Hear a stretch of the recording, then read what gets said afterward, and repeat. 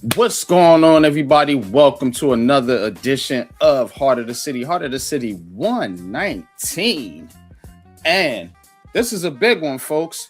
This is a big one as we got opening day action. New York Yankees versus the San Francisco Giants. So we're going to get into that. Mets playing the Pirates. We're going to get into that, but that's tomorrow. We're going to get into the New York Knicks. And it's almost playoff time. Are they ready? We're going to ask a couple questions. The Brooklyn Nets had 5 first-round draft picks. Was it all worth it? As they are trying to get in position to get more picks coming up in this draft. We're going to get into that. And guess what, man? It's draft time. We're going to talk a little bit about the draft. Got some questions for the Giants. Got some questions for the Jets. And, of course, we got, the real culture segment. The best on YouTube. You already know what it is, man. We taking you back in the day. And we're going to talk childhood activities. All that much more, man. But before I get into that, man, Coach, what's good with you, man? How you feeling tonight, bro? Yeah, I'm good. I'm just ready to rock and roll, get into this, and get around the city and see what's going on. All right, we're gonna tap in. We're gonna tap in here. Please hit that like. Please hit that subscribe. We got Big Pat on the tracks tonight. Shout out to you, and you know what we do. Let's get it.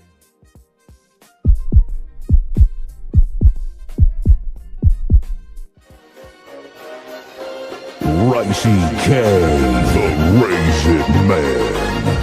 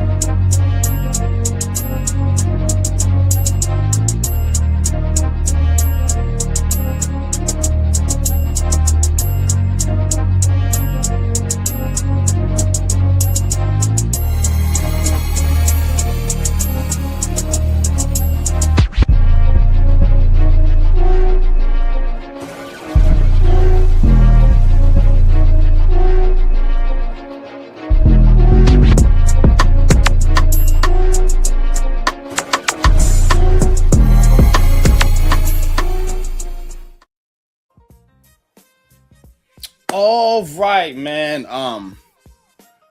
Welcome back. Appreciate y'all. Appreciate everybody for tapping in. Check it out. It's opening day, and you know where we got to start, man. We got to start with the Yankees, man. New York Yankees. So, Yanks giving the business to the San Francisco Giants right now. Just cut the game on myself. And guess what? Grissom knocked in a couple. You had the bottom of the order getting busy. Caballero and McMahon both with hits. Salute to you, man. K, appreciate you tapping in. But bottom of the order getting busy for the Yankees right now, knocking around the starter Logan Webb for San Francisco. So yeah, man, Yanks coming out with a bang, and hey, they're gonna need it, man, because it's a lot of competition in that American League, that AL East. Right now, you got Jazz Chisholm up to bat. So we're going to see if the Yankees can put up some more runs. Still early on, though. Still early on in this game. So we will keep our eye on this one.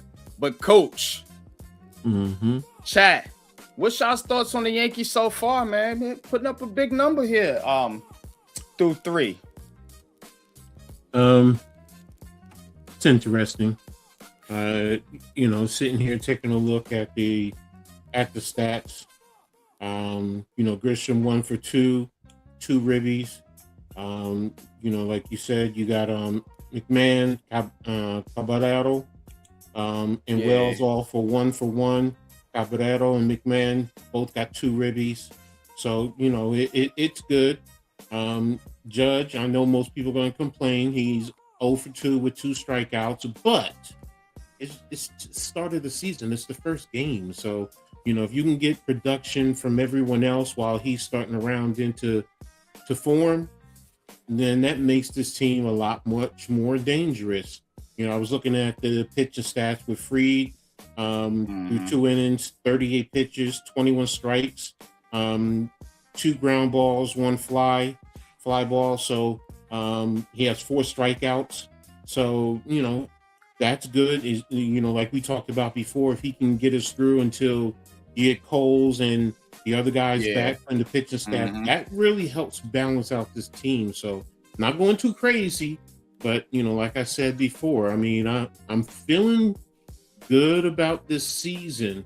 As long as we get through everything and you make it through, and even all the projections I looked at, pretty much has the Yankees tops in the American League. So we'll see. We'll see as we go. What's up, Charles?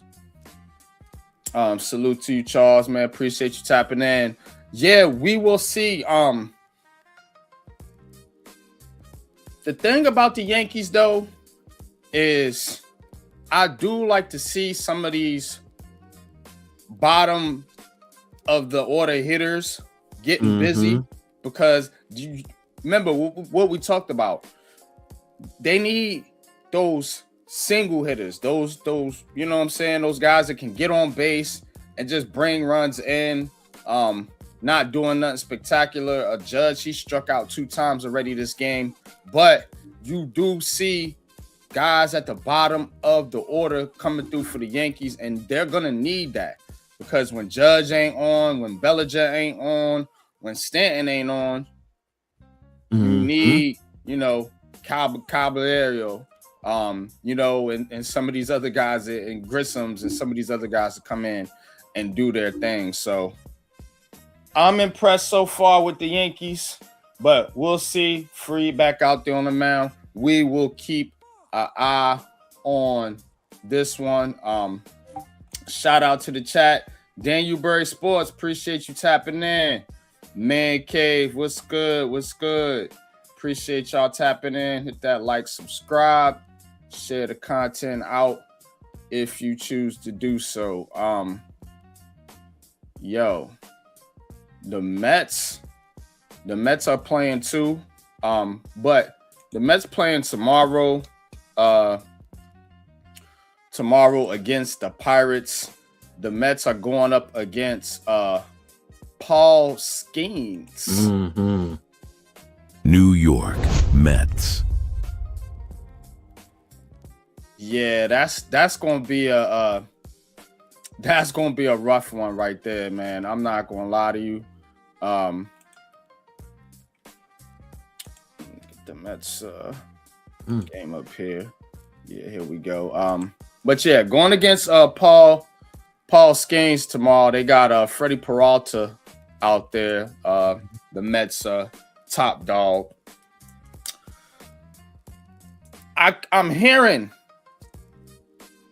baseball people talk about the Mets as one of those teams that's up there that could be possibly knock off the Dodgers in the National League. Also mention your Phillies.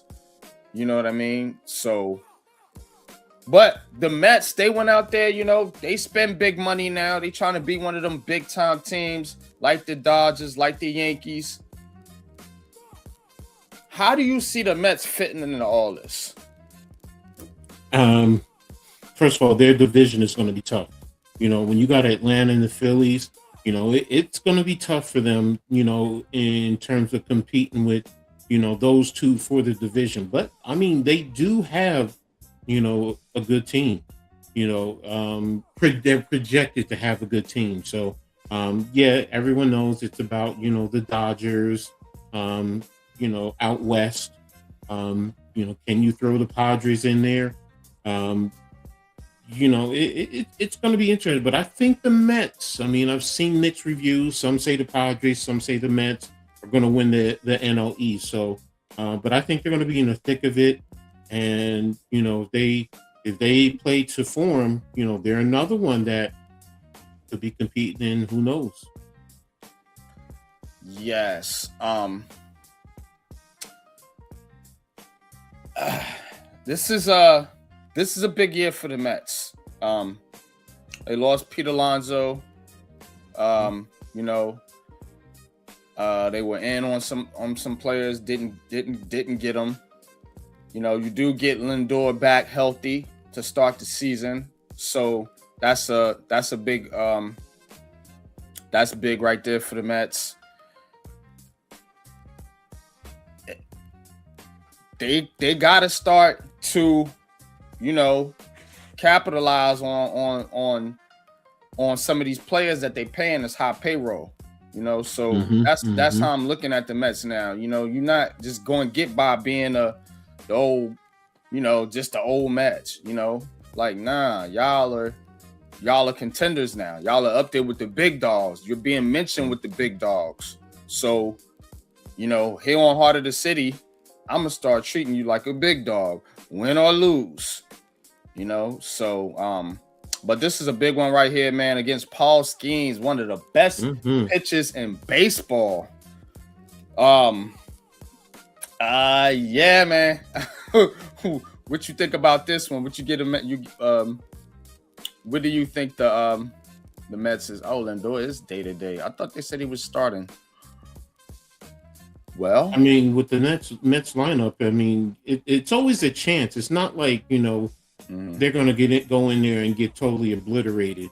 Now Skeens is an elite pitcher. So, but if the Mets are what I'm saying, all projections have said to me, and what I'm thinking, they're going to go in there and they're going to compete. That's first and foremost. They're going to compete, and number two, they may come away with the win. So, it's not like Skeen has won every game he's pitched. He has some losses too. So, he's human just like every last one of us. So we'll see. I think it'll be a good game, though. I do. I really do think it'll be a good game to start off the season.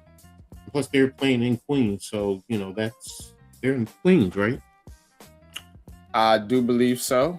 Yeah, usually the home team is on the right. Yeah, so that's another good thing too. The energy from the fans, that's going to help you out too. So it's going to be interesting, like I said. Most definitely.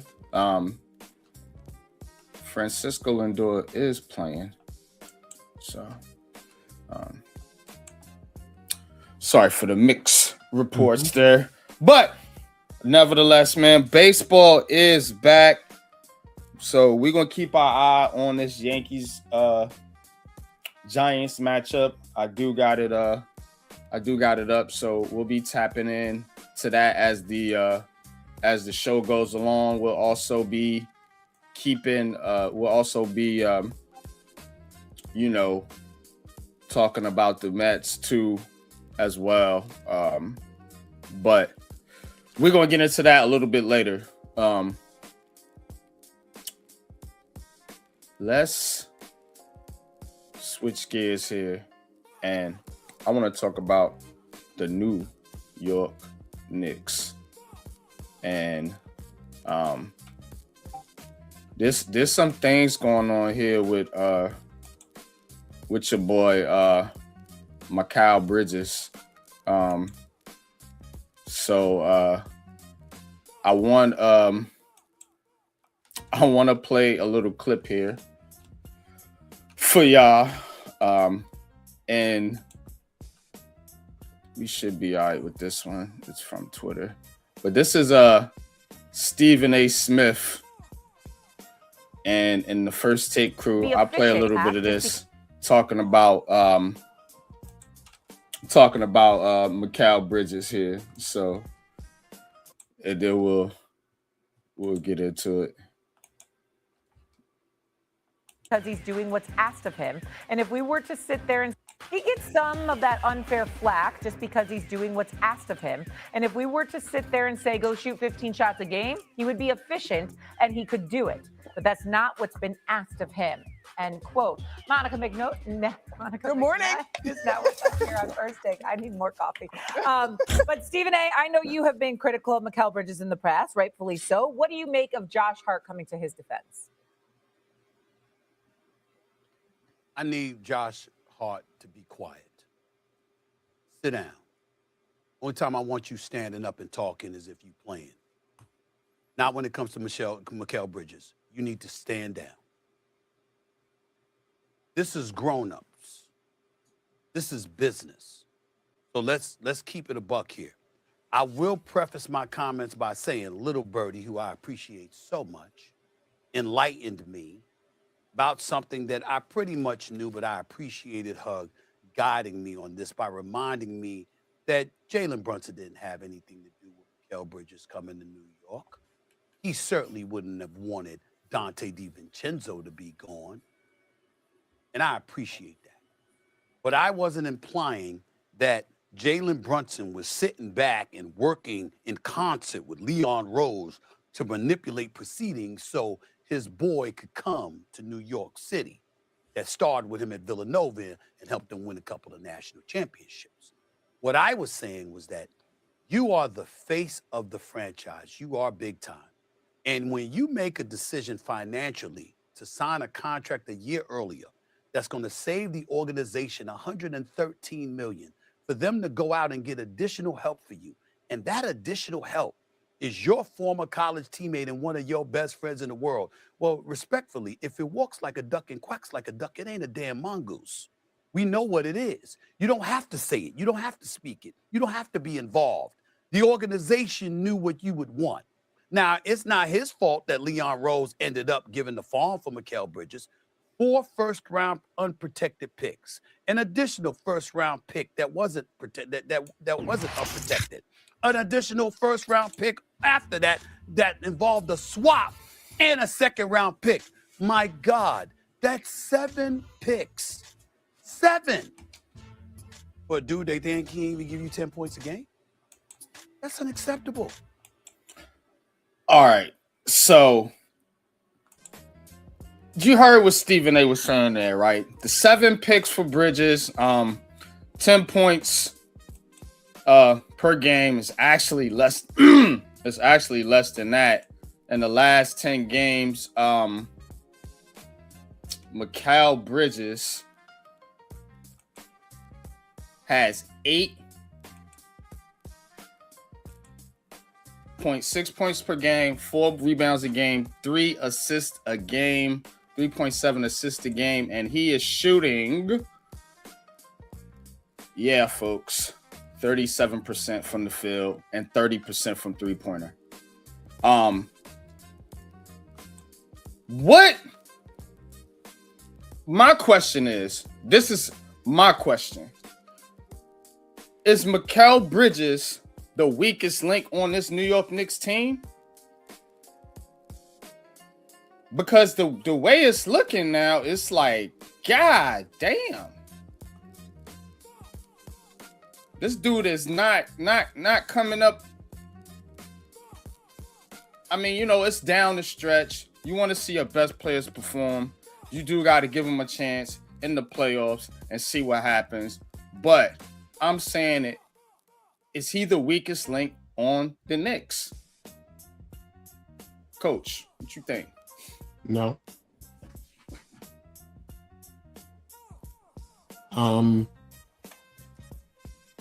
Didn't Wemby just allude to something recently? Was it yesterday, day before yesterday, talking about MVP and basketball is more than just offense. It's two ways. Mikal Bridges is still a good defender. All right. So to question if he's the weakest link, to me, that's not fair. Because I can go down the list. Okay, you can say Mitchell Robinson because Mitchell Robinson is a free throw liability. So teams can. Let's say the starters. Because I knew I'm you just go down saying, the no. But what I'm saying, my point being is every player has weaknesses. Jalen Brunson, we all know if you get him one-on-one defensively, he can be a liability. They used to question Cat, but everything that I'm seeing, reading, and so he's improved defensively. OG is streaky. Sometimes he can get you 25 a game, and then another game he can get you 4 points. So everybody has their weaknesses in terms of this team. Collectively, Josh Hart, he's not consistent. So for me to say the question, is he the weakest link? Do teams come at him defensively? No, they go after Jalen Brunson. Now, is he streaky? Yes, I will agree with that. Is he on a cold streak? Come on, bro. I've been following Knicks for the longest. John Starks was one of the most favorite and Knicks fan that's out there, and we all know he was streaky. But now I get it. With all due respect. No, hold on. Let me John finish. Starks is not Mikal Bridges. That's not what I was saying. Let me finish my point, please. With Mikal, you gave up all the picks, so the expectation goes up. What I was referring to with him and Starks is the streakiness. Yes, John Starks has that dog in him that everyone loves. I get it, but the point I'm making when I compartmentalize is the streakiness. When Mikal Bridges was on, nobody was coming at him, but all of a sudden now, he's Stephen A. Smith saying what he's saying. So no, is he the weakest link on the starters? To me, no, because they all have issues. They all have weaknesses. They do. Offensively, you can come after Cat. Sometimes he disappears offensively. We talk about him going down the lane and the falling on the ground, and sometimes he's not hitting those shots. You can go through everyone. Look, I've even looked at Brunson sometimes. I'm looking at him. Even yesterday, I was looking at the stats, and I'm looking at, Towns is going off. And Brunson, where was he? But did he close? Yes. Because that's one thing I've been noticing about Brunson. He doesn't start fast. He finishes, but he does not start fast. Now, some of that, I think, is he's trying to get all his teammates into the flow. So, is Mikal Bridges the weakest link? No. Is he that big of an issue to this team? No. So, that's just me. Okay. I don't know, bro. I mean, it hadn't looked good for the Cat, man. I mean, he's gonna stay in the game. I don't know what shit like this is about, bro. But I say something. Yeah. Come on, Knicks defender. Come on in here and get you some of this work. First of all, that play there, you saw that he twisted his ankle before he went up. A lot of people would have done that if you twist your ankle before you go up. But anyway, it's not about being a Knicks defender. It's about how I think people really do hate on this team. Don't know why, but they really do. It's New York. We're a program that talks about the Knicks. I came up with these topics, right? Okay. So I asked the question, is Mikal Bridges the weakest link on your team? Coach said no. That's it, bro. Is he the weakest link on the team? It's just one player. I haven't talked anything about hating on the Knicks or nothing like that. I'm talking about Mikal Bridges that the Knicks gave up 7 first-round picks for. Is he the weakest link on the team? Not does he have weaknesses? Is he the weakest link on the team? If not, who is? Because some people saying it's Karl Anthony Towns. Some people saying it's Jalen Brunson. Some people saying it's the coach. See, this is why I don't like talking Knicks basketball with Knicks fans and New York people, because you never let the person talk. Because you I listen narrative. So I made it clear to you. Said. Continue. Did I say Kenneth hates on the Knicks? I said people. When a man steps up for his teammates and you tell him to shut the hell up because you want to get your point off across, that's hate. Now, before you put your little thing on me about talking about you with the Knicks, I said people. And Stephen A. Smith is one of the main ones. And Coach is right. John Starks is a Knicks fan. Man, that dude's a Steelers fan, man. I ain't worried about Stephen A. Smith. And Coach is right. John Starks used to do some of the same things, bro. And I'm in the same area as you do, so you can't tell me I don't know what I'm talking about. Is he John Starks? No. Yeah, they ain't give up 7 first-round picks for John Starks. That's not the point. Saying. The play, if we're talking about the play, you were talking about the play. We're not talking about the picks. See, that's why I said I understand people elevated because of the picks, but your question is he the weakest link? So I'm looking at the team. I'm not talking about the picks. I don't give 2 shits about that. It is what it is. But on the court, on the play, is he the weakest link? No. Okay. Because people have similar things they say about John Starks. If you want to say about I'm not talking about John Starks, bro. Would you please let me finish? I'm talking about Mikal Bridges. Would you please let me? I am on subject, sir. I'm saying one of the prime Knicks players that they loved back in the day did some of the same shit. No, he didn't. That's a bullshit, bro. Oh I watched John Starks my entire fucking life. It was not Mikal Bridges. That's fucking bad. Coach. No, you not Coach. When you were watching the Knicks back in the day, what if people being like, man, John Starks need to step up because he will go. John Starks was one of the better. John Starks was guard Jordan, nigga. Coach, but hold a minute. When John Starks was playing back in the day, he would go through those slumps. He would literally be off. He had one major slump in the finals. Okay. They didn't even make the finals. Almighty, can I speak? Go ahead, bro. Shit.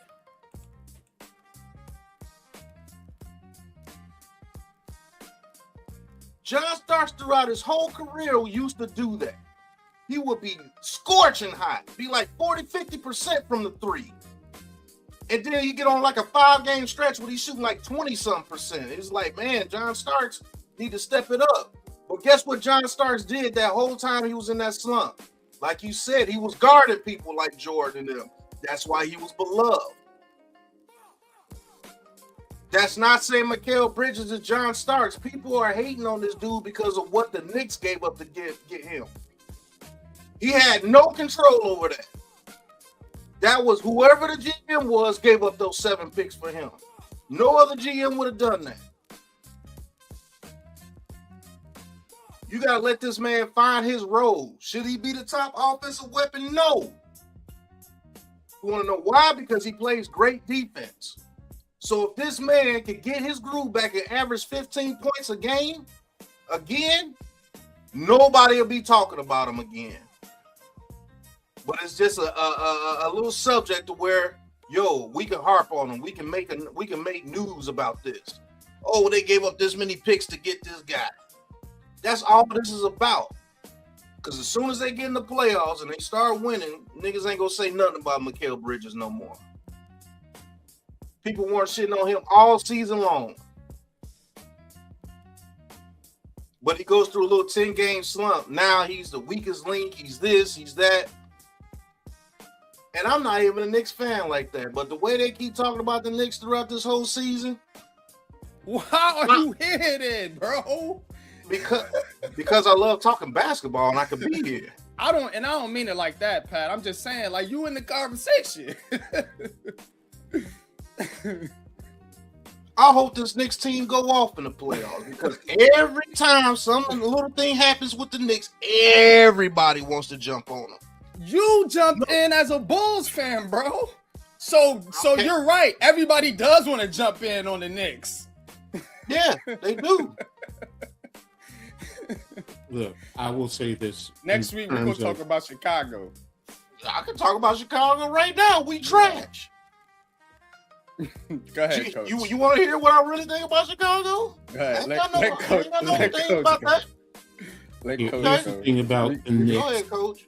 The Knicks, because of the fan base, they are correlated and similar to the Dallas Cowboys. I have to be honest. And people hate that. I hate the Cowboys because of the fans. Sometimes the fans are delusional. And that's the truth. That is the straight up truth. And y'all want to kill me? Go right ahead. But guess what? It's the truth. I sit in spaces. I talk to some Knicks fans, different eras. I talked to a Knicks fan who's in his he's actually in his 80s now. And sometimes he says something, I'm like, yo, bro, no. Let's take it down. There's times I get too emotional about the Knicks and irrational. I'm talking about myself. So yes, people hate on that. Take it another step further. We're in New York City. People hate on New York teams collectively. And we're all New York fans one way or another, and we know it, we see it. So yes, it's there. Mikal Bridges, bringing it back to Mikal Bridges, people, because what Pat just said, because, and you said it yourself, you gave up all those picks for him. So yes, and I said it initially, the expectation is much higher. If they had gave up, for argument's sake, not saying it would have happened, but let's just say they gave up 2 or 3 picks, no one would be saying anything. You might hear some criticism, but not to the magnitude it is. It's when you round it and you bring it all together, it's because the Knicks gave up all those picks for him. And now everyone is expecting him to be basically like a Giannis. I'm going to be real.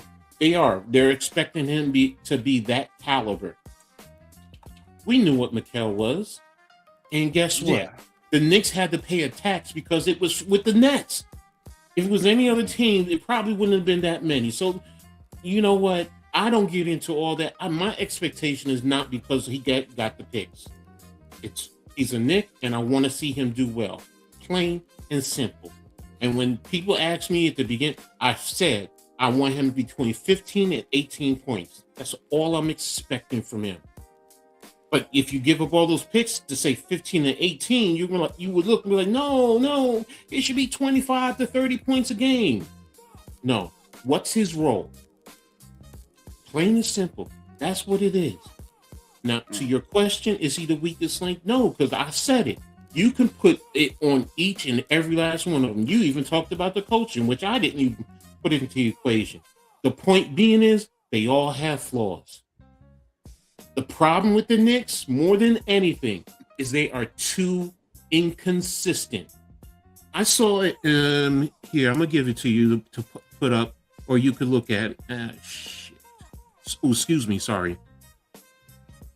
This something I was looking at Facebook because I had seen it somewhere else, and it talks about the Knicks. I'm gonna put it in a private chat for you. Here's the thing with the Knicks.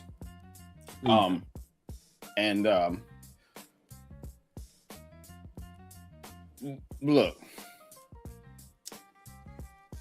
it's the expectations of this team. You know what I'm saying? So if this was a rebuild year, or if this was like year one of this whole party, you know, the whole get together with Bridges and Hart and Brunson and Carton, all these guys, you know, I feel like the tone would be different. Just like it was different last year when they got into the playoffs with the East Conference Finals, yada, yada, yada. I said at the beginning of the season on this show when we started, I said, it's the expectations and the pressure is going to be different on the Knicks this year. So, of course, people are going to be talking about them more. Of course, these type of subjects are going to be more in the limelight. Of course, the expectations are going to be higher. And this Knicks team right now, sitting third in the Eastern Conference, behind Detroit, behind Boston, you know, there are some questions. It's not like they just blowing the doors off of the Eastern Conference. Yeah, they on a 7-game win streak, and they do beat the teams they supposed to beat. I give them that.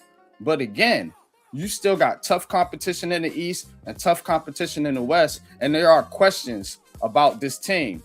So as a content creator, yes, I'm going to bring up questions about Bridges, questions about Karl Anthony Towns. You know me, I'm not never going to sit here and give you no rosy colored glass full optimistic view when there's clearly questions about a team. Now, if they were sitting first in the Eastern Conference, which they should have been, given everything that happened to Boston and Indiana, but you let Detroit come up and get you, whatever. If they were sitting first in the Eastern Conference, we wouldn't be having these type of questions. I disagree with you there. Because it would be, well, they're not undefeated. They're not this, they're not that. You just said there's questions about this team. There's questions about every team. I don't care if it's Oklahoma City. I don't care if it's Toronto. I don't care who it is. Everyone has questions. Mm-hmm. Questions matching expectation. That's it's still the same thing. Oklahoma City, can they repeat? That is a question. Now, we're expecting them to repeat, and if they don't, you know what? There's going to be, were they real, or was this a fluke, and all this and that. My point being, everyone has questions. Your questions are fair, so I don't want you to think I'm discrediting them. I'm not. But what I'm saying is, across the board, the questions for and rightfully so, guess what? You fired Tibbs first and foremost. So you said championship or bust. So I get it. Now, Mikal, first of all, Mikal was a couple of years ago with the trade, and we still are talking about this damn thing. We still are. It's like, okay, he's here. When are people going to let it go? Whether you're a fan of the team or not. When you just let that go and just focus on what's going on right now.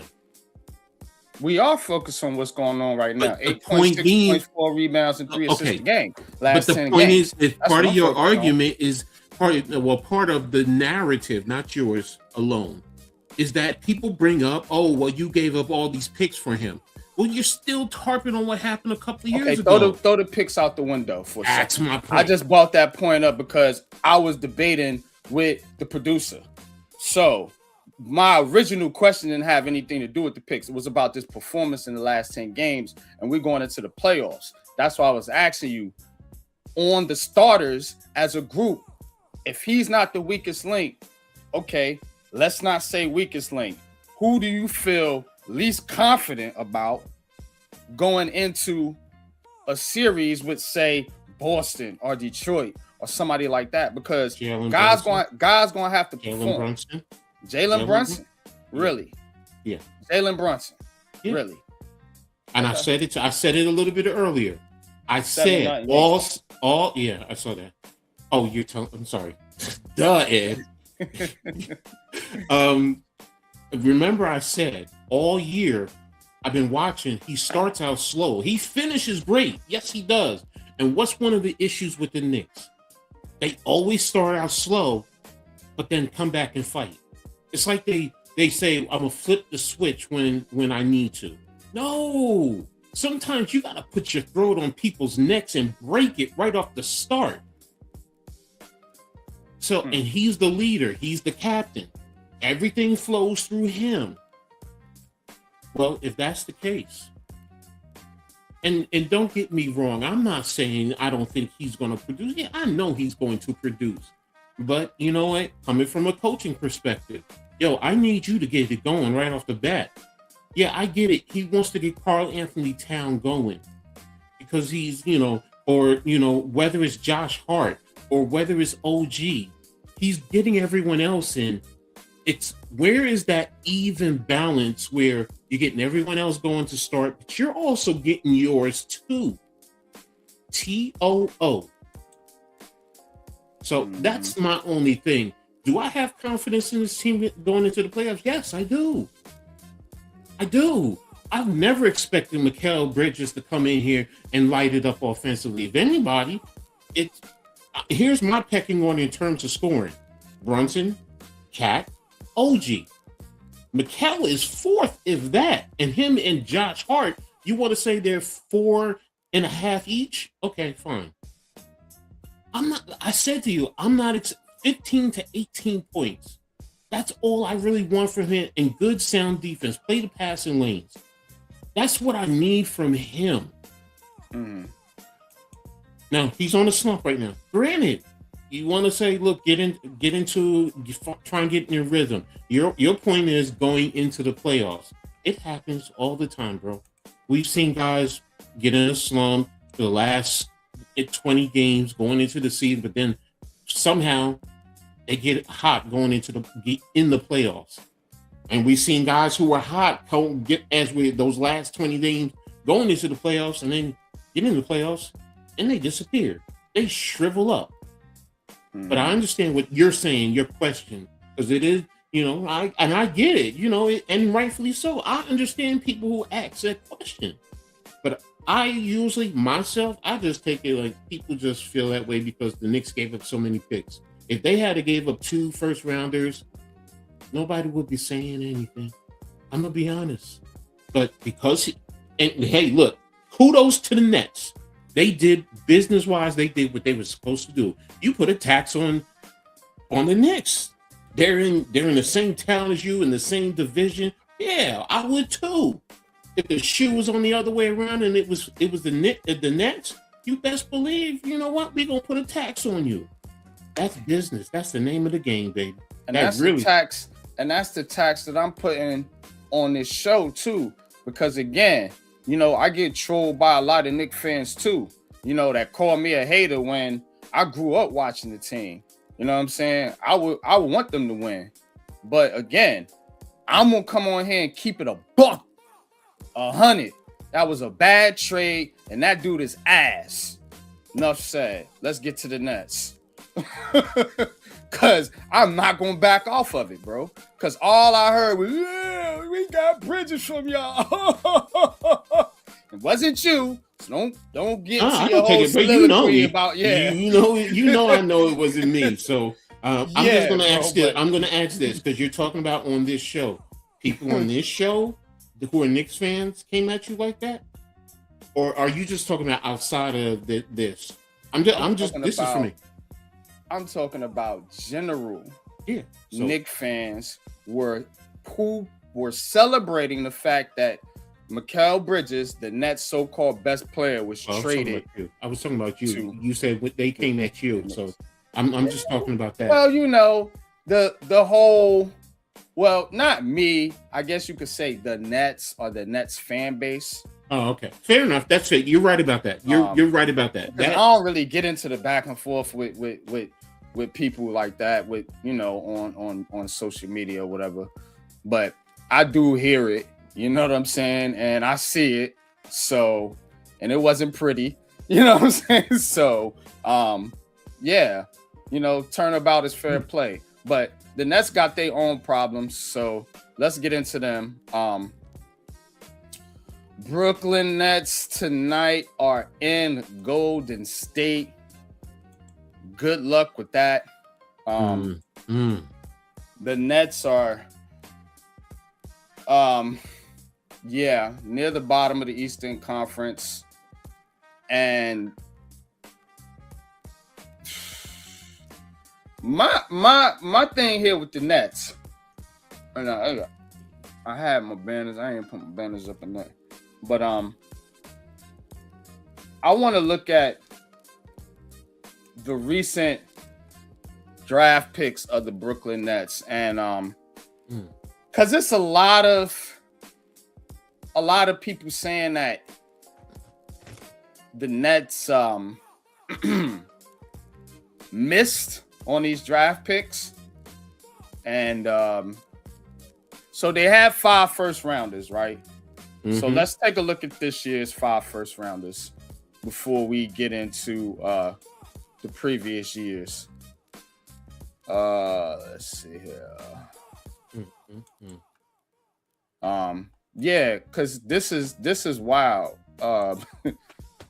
So back to the Brooklyn Nets. All right, let's go to the first one, Igor Demon, who was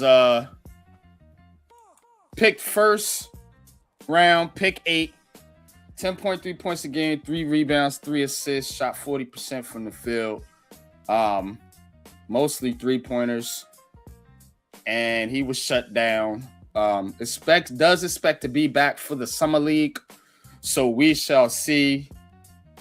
But nevertheless, didn't give you a lot. I didn't know what Nets fans was expecting to see, but he was an 8th pick in the draft, so that is that. So I'm gonna run down the picks before we comment on it. All right, next they went Nolan Traore. This is the one that's been buzzing lately. Of course, he's out tonight, no surprise. But he was picked 19th, 8.3 points per game, 1 rebound, 3 assists. He does have some type of did have like a bunch of assists in February, something like that. Came on towards the end of the season here. That's him. All right. So, and then you got Danny Wolf. Danny Wolf, round 1, pick 27, 8 points, almost 5 rebounds, 2 assists, 40% from the field. And Ben Saraf, first round, pick 26, 6 points, 1 rebound, 3 assists, 38% from the field. And Drake Powell. 6 points, 1 rebound, 1 assist, 41% from the field. And I believe he's in the G League right now. So that's this year's draft. Now, I'm not poo-pooing it. So, but we are going to ask the question. This draft, how would you feel, or how would Nets fans feel about this draft currently as the season's almost done? You know, we still got games to go, but for the Nets, the season is done. As they're just playing out the string, literally trying to get that pick. I gave you the numbers. You've seen the Nets, I'm sure, a few times because they played the Knicks. Pardon me, sorry. Or if you haven't, maybe you heard, maybe seen the highlights, whatever. What's your thoughts, though, Coach?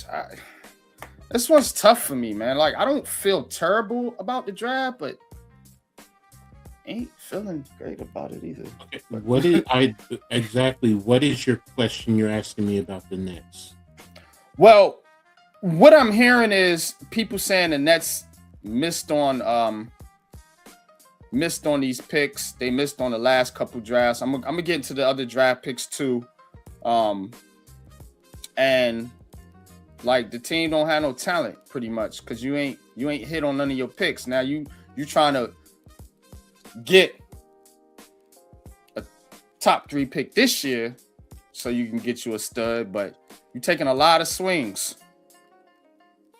you know, because you're getting all these picks. So we trying to come down to the question ultimately, what is this strategy worth it? Because you got these 5 first-round picks now, and we'll talk about other picks, but this class, how do you feel about the? I'll ask a better question for you. How do you feel about the draft picks? Because I'm not going to ask, did because that's a little rash. But that is what I'm hearing. So that's why I kind of put it that way. But how do you feel about the draft picks? I mean, the draft picks, see, the stats alone doesn't tell me, first of all, what's the system? How are they fitting into the system? What are they being asked to do by the coaching staff? Some might not be asked to score a lot. So it's kind of hard, There are times where I've watched them and they're competing and they're playing hard, but they're a young team. They're making young team mistakes. And then there's, times they get totally obliterated. I'm like, I can't even defend that. I can't. So it's kind of hard to critique a young team like this. Because ultimately, if you're going to critique it, then are you critiquing the head coach? Are you saying the head coach is doing a terrible job? Are you saying the head coach is not developing these players? Like, it's a catch. And I get where you're going. And the question you're asking, it's a catch-22. It really is. Because you guys got a young team. And, think about it. 5 first-round draft picks? Nobody does that. So that tells you right there, it's a young team. And, you missed on it. Okay, you're a young team that's developing. What are you watching when you watch the game? Is it all about just scoring points, rebounds, and block shots? Or are they picking up their defensive assignments? Are they rotating? Are they coming out and setting good screens while they're out there? Are they communicating? That's another thing. Young players tend they're timid when they first get out there, unless they're a high established like a Cooper Flag. But even he initially is going to be timid to start because you're playing with grown-ass men instead of college players. So to me, in all fairness, I'd say next year, the middle of next year, to see if these guys are progressing, then you can argue did they hit or miss. But after year 1, that's, for me, that's steep. All right. Maybe I'm wrong. I don't know. Let's look at it this way. And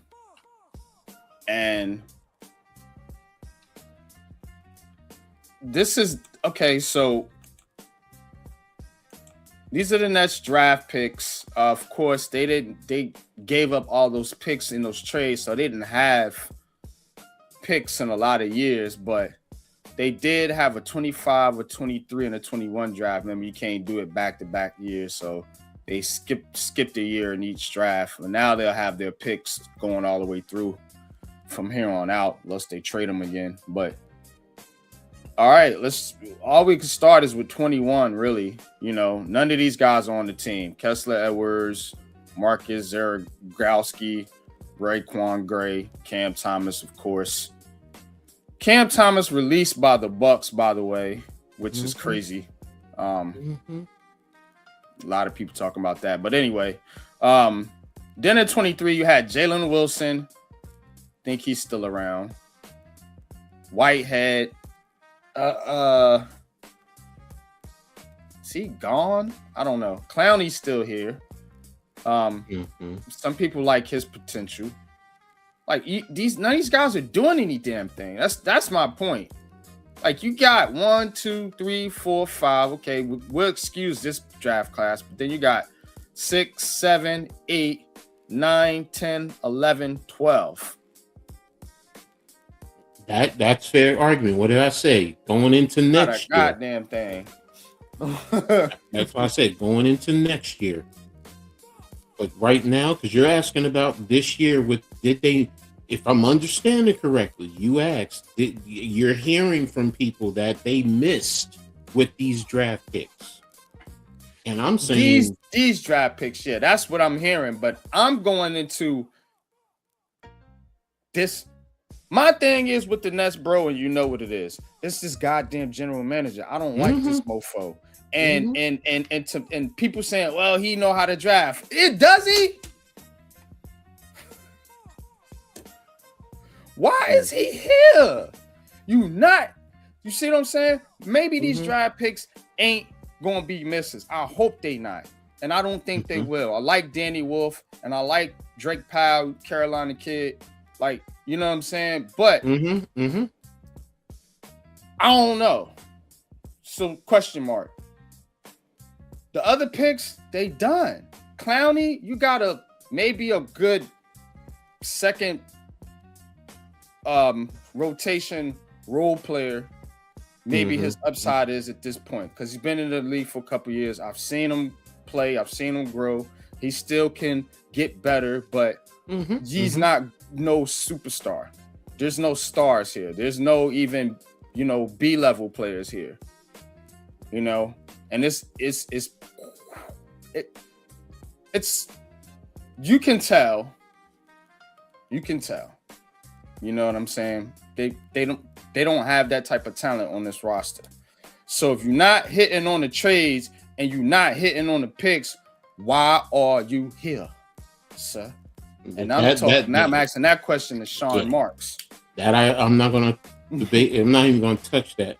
You guys have always complained about him, so I'm just like, okay, But so that was just some of the things I was thinking about, Coach, because I'm like, wait a minute.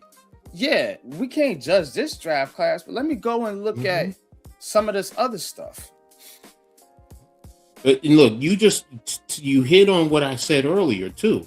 I said, like, with this draft class, middle of next year going in, then you can start to get a general idea. But you just targeted all those other class. Valid argument. I can't. Cam Thomas was the big one for me. I mean, because all I heard is, for the longest while, Cam Thomas this, Cam Thomas that, and you release him, and then on top of that, he gets cut in Milwaukee after getting picked up, and it's like, what's going on? I mean, I've heard, not just from you, attitude problem. That's the biggest thing. He can score, but it's the attitude problem. He thinks his shit don't stink in comparison to anybody else, and I don't know. I don't know. I'm only going by what I heard. You could tell me better about Cam Thomas, but I'm just like... Breezy might be able to tell you better about Cam Thomas than I could tell you about Cam Thomas. All I could judge on Cam Thomas was on his game. I don't know him. I could probably actually find out for you though, to be honest with you, because he's from far from where I'm at in I believe he's Chesapeake kid. It's like 30 minutes down the street from me. But I don't necessarily think it's that. Okay.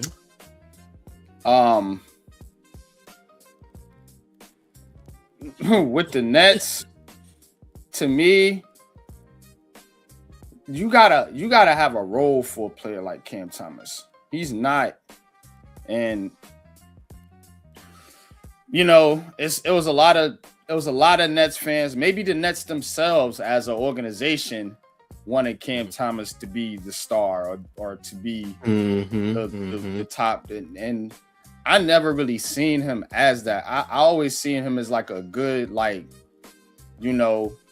three. You know what I'm saying? Like not a three on the court, but like a third option as a scorer. You see what I'm saying? Like somebody that you might can bring off the bench, like a little mini microwave type dude. You know what I'm saying? Like somebody like that because of his scoring ability. Guys that can score like that. You remember guys like Gordon. Remember Gordon? Remember guys like I said, Vinny Johnson. You remember guys like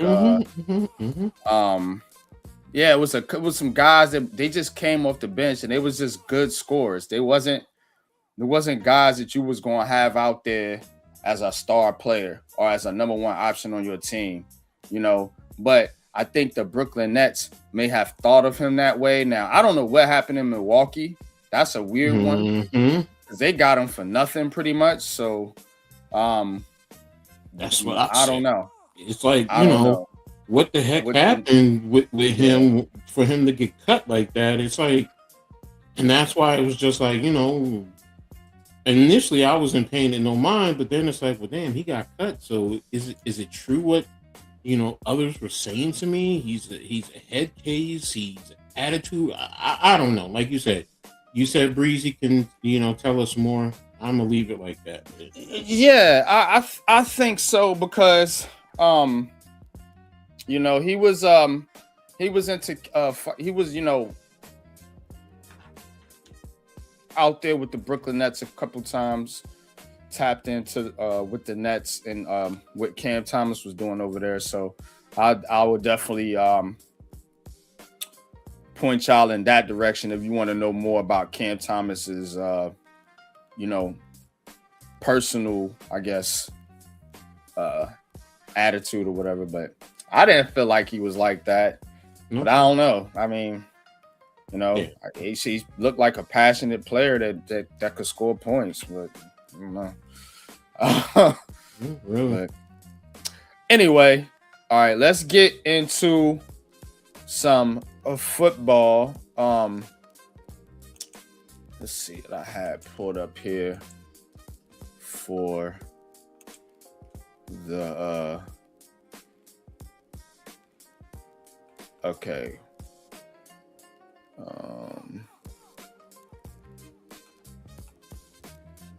So want to talk about want to talk a little bit here about the New York Giants. New York Giants.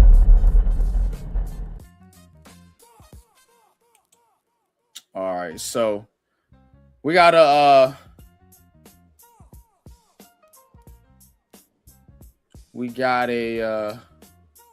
talk about this draft, y'all. Now,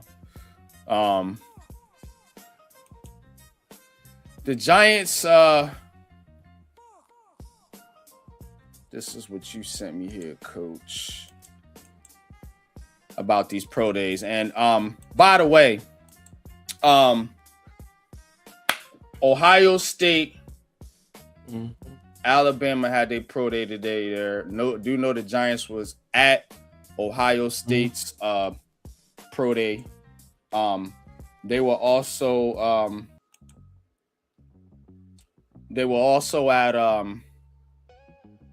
don't know if they was at Alabama's, but no, they was at Ohio State's. So, and then they got these local pro days that they hold, and they got a lot of guys that come in for those as well. So we're gonna see what the Giants do at pick 5.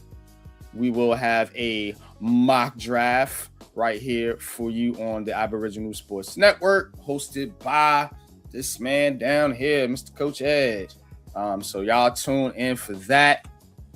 So not going to get into that, but what I do want to get into with you guys, and you can chime in too on this one as well, Pat, because we know you are tapped in to the New York Giants.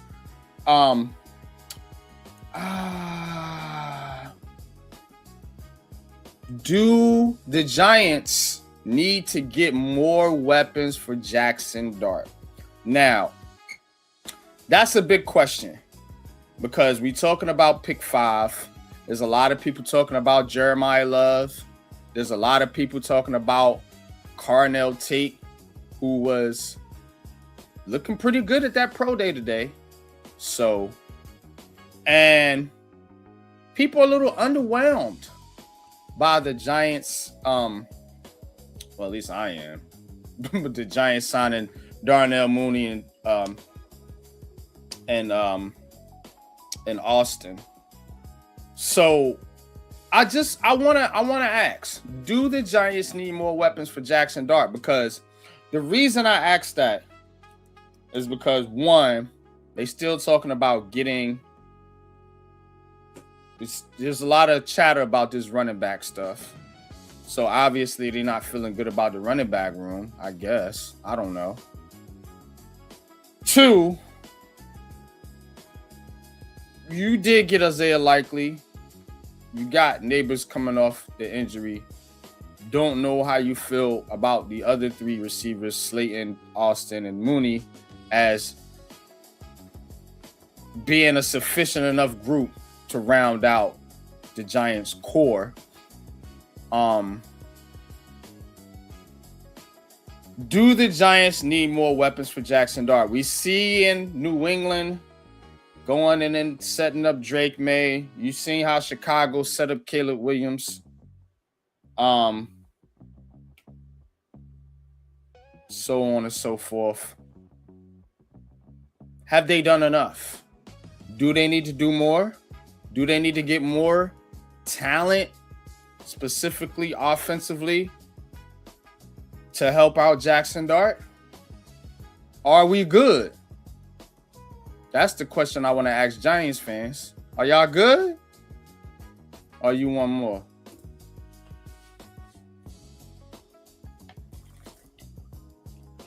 Y'all got it.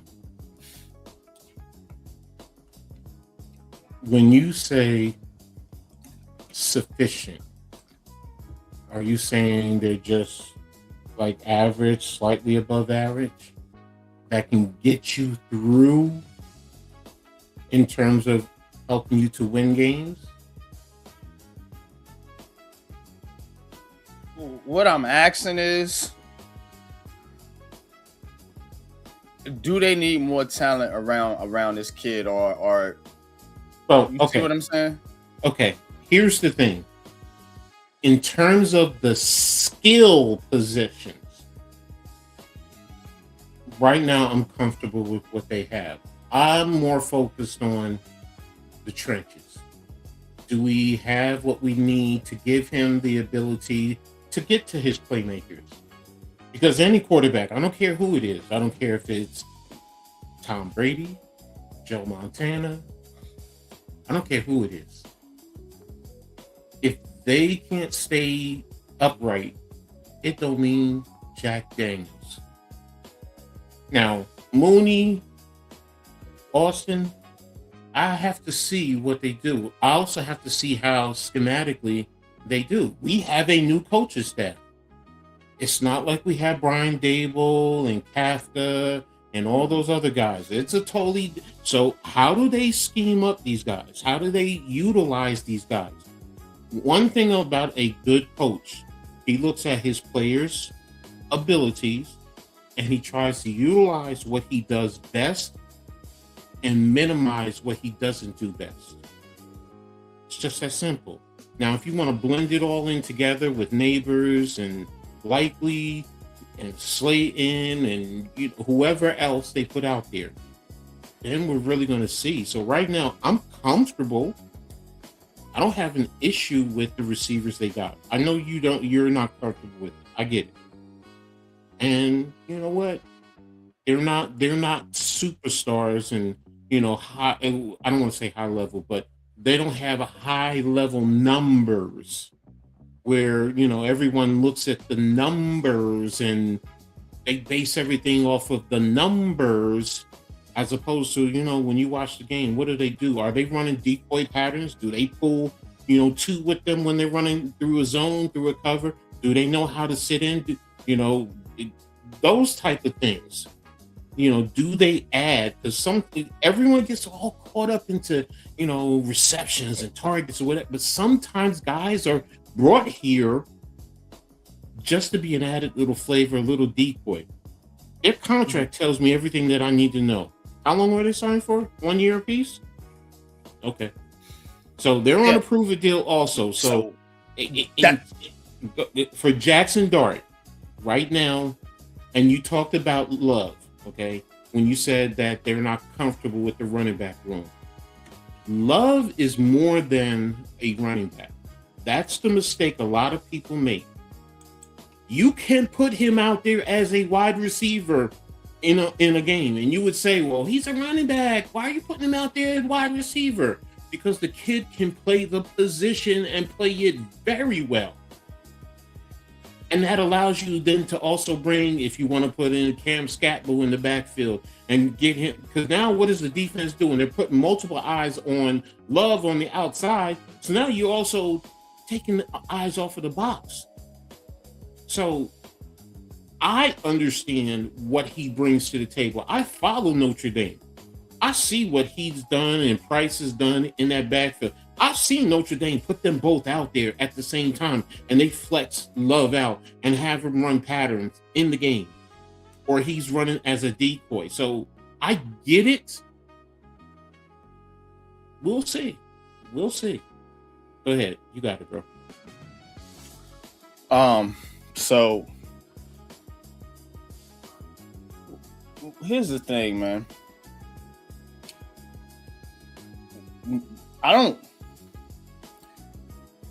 I understand, like,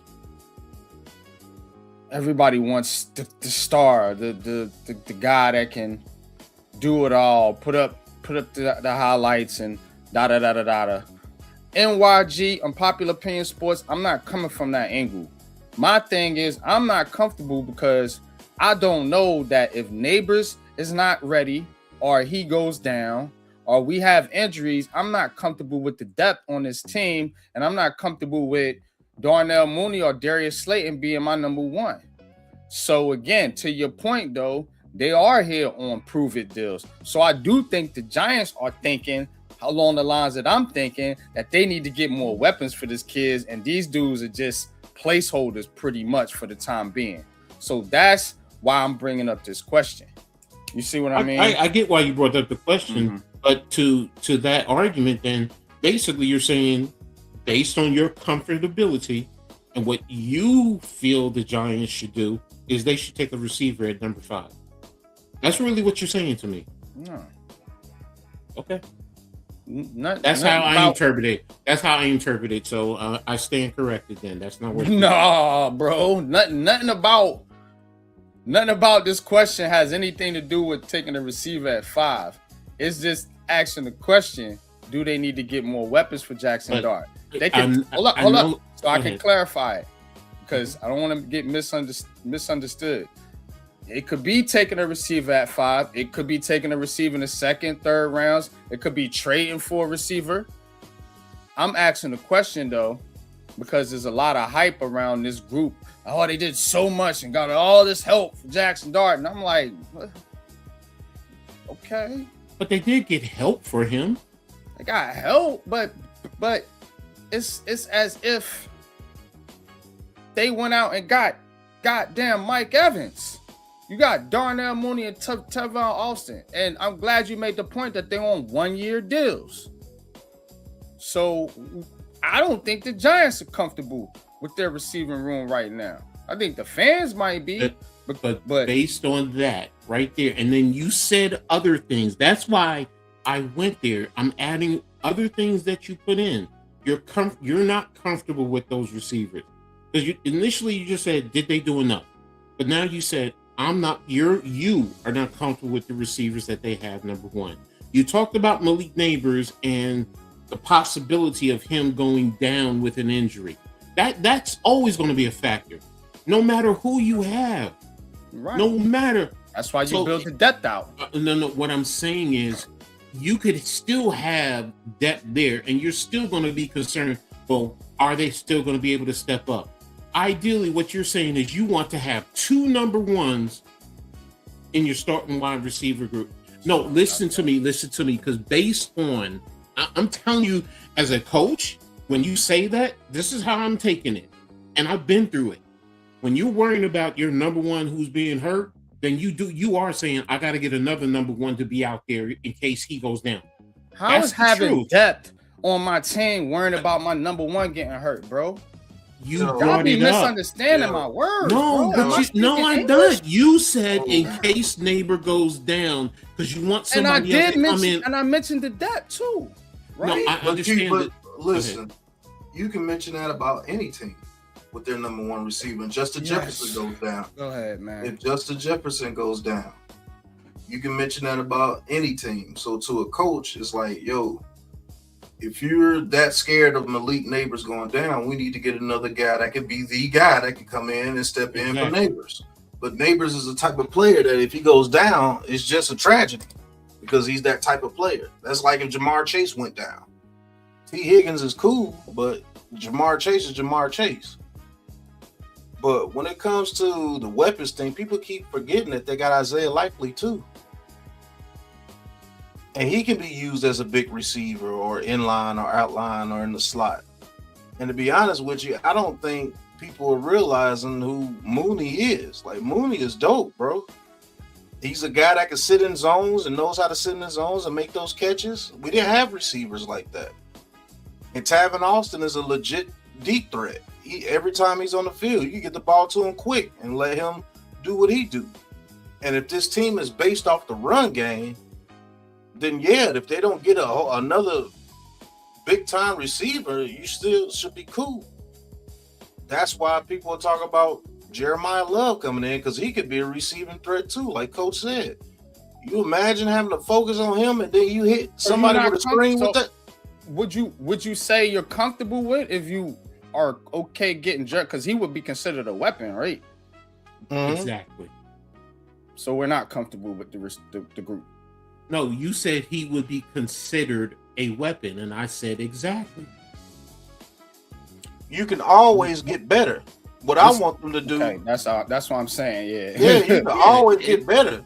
The Bengals could get better, and they got T. Higgins and Jamar Chase. They could get another number 3. We're not talking about the Bengals, though. See, I don't want to compare teams. I'm not comparing teams. I'm comparing situations. I'm not comparing them to the Bengals. I'm comparing the situation. But the situation ain't the same. You got so teams how you that comparing the situation if it's not the same? You have teams that have good receivers at 1 and 2. But don't think that if they could get a number 3 receiver that's very good too, they wouldn't do it. I'm saying I'm cool, say if they don't get another receiver. I'll be cool with it because you got Theo Johnson and Isaiah Likely who could take on those bigger receiver roles on the outside in the red zone and things for now. Do I want them to get another bigger receiver? Yeah, I wanted them to get Dontavian Wicks because I think he would have been perfect with these guys.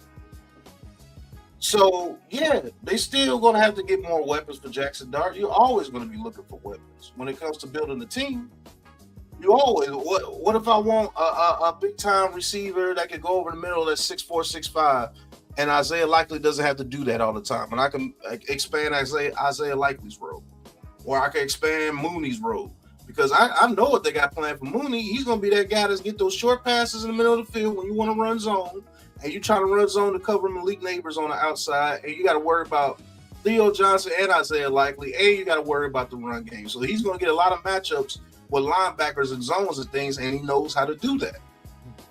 I get it. He's on a 1-year prove-it deal. That's cool. We all know that they're going to try to get younger at the receiver position after this year. They are. They may try to make a major trade for somebody. Who knows? But, yeah. Comfortable? Yeah, I'm not comfortable. There's a difference between being comfortable and being like, yeah, we got it.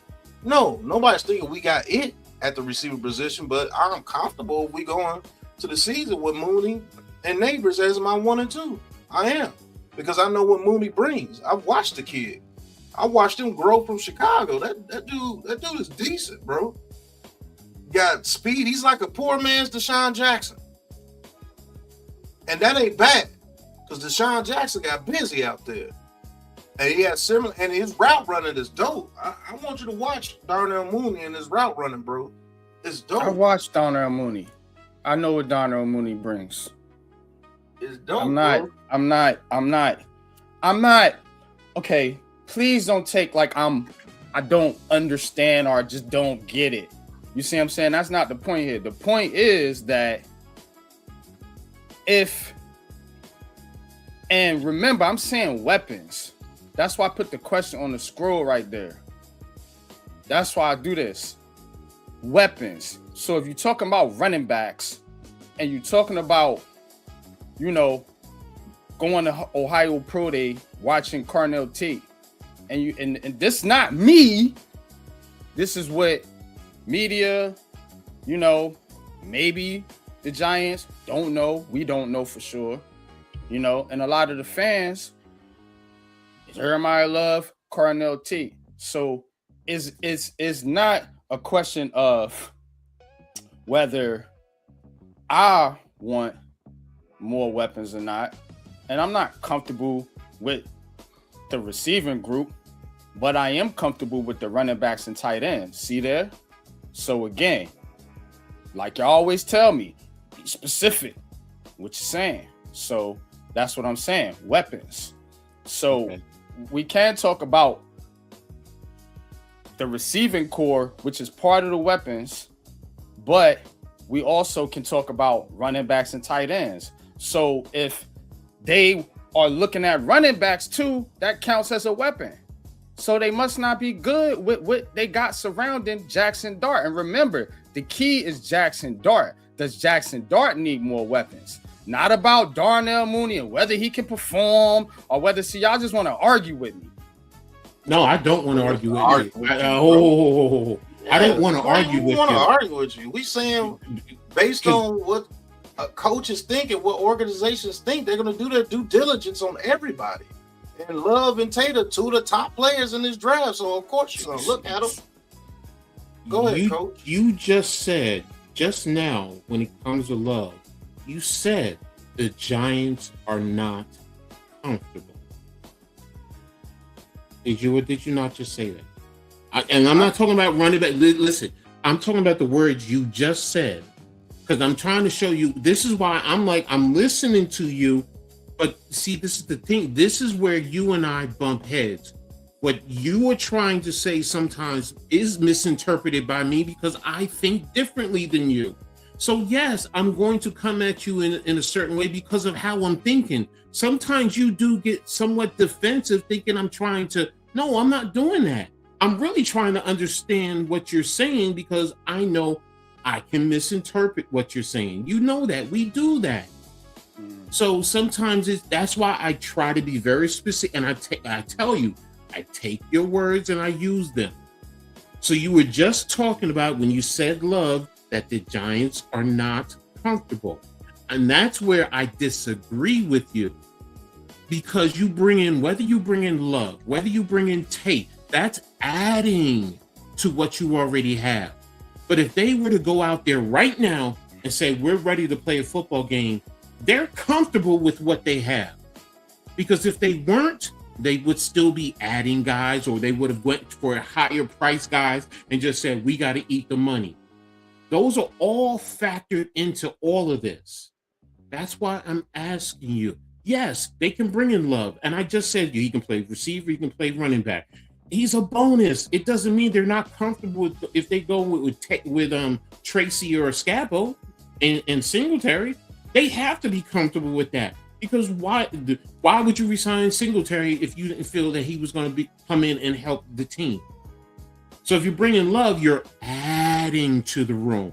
If you bring in Tate, you're adding to the room. That's why I said, based on what you're saying, if Neighbors goes down, you're basically saying you want to have two number ones because you're not sure Neighbors is going to make it right now. You're worrying about him getting injured. And where, like me, I don't ever think like that. I take the injuries as they come. Now, yeah, you know what? Is he recovering? Okay. Are they talking to the medicals? Are they going to say he's projected by this time frame? Yes, but you're thinking when he comes back, he's good to go, and I'm going to count on him. I don't ever go in there thinking, oh, he's going to possibly get hurt, so let me get somebody, that's almost as equal talent. Ready? What if he's not? That's a different story. That's a different story, but you still have time. You still have time. But right now, they get early in the season when they came in. Don't you think the medicals told him when his projection is? So that means if they were thinking he was going to be further, projection ain't reality though. You know what I'm saying? And if you want to protect yourself, you add depth. Then why? Depth don't got nothing to do with injuries. Depth is making sure you got enough guys and enough bodies that can perform at a level, so you're not trotting out David Stills out there. You have depth right now because right now you even have Hyatt on the roster. You have all these other guys. You talking about depth? Pull up the roster. Pull up the roster. How many receivers are on the roster? You have depth. Now that's why I'm separating in terms. I'm talking about. You're talking about depth. You're saying getting another receiver because that adds to depth. Am I correct? You just said. You got it, bro. I'm done. No, I'm saying you said Hyatt though. I'm done. You know what I'm talking about. Now you want to joke about it. That's not depth. Okay. You got Isaiah Hodgins. You got Isaiah Hodgins. You got. I'm just asking. Who feels comfortable? People been joking on this dude. No, see, you keep hitting and keep saying you're bringing in another receiver because it adds depth. It adds depth. My whole point is depth. And I just said to you, bring up the roster and count how many receivers are on the roster. That is depth. I can use that as depth. I want better. I want better players. Which is what I've been saying from the get-go. But you've been if you want to get better depth, then you take Tate or Jordan Tyson at number 5. Thank you. That's just a fact. Because you're saying that you want a receiver that could come in and step in for Malik Neighbors, and none of those guys on this team right now that you can say that can come in and step in for Malik Neighbors. So you got to go higher than them. I'm not drafting a Malik Neighbors, bro. Why? No, that's not what he's saying. But here's that's the thing. Where it's leading to. No, that's not what he's saying. You need to take a receiver at 5. No, it's not. Nobody trying to replace Malik Neighbors. You want to draft somebody that is better than what you have. No, I don't.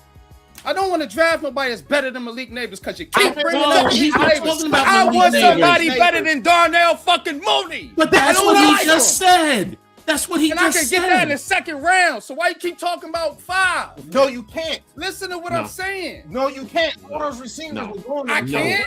Okay. No. I can't get a better receiver than Darnell Mooney at 5 in the second round.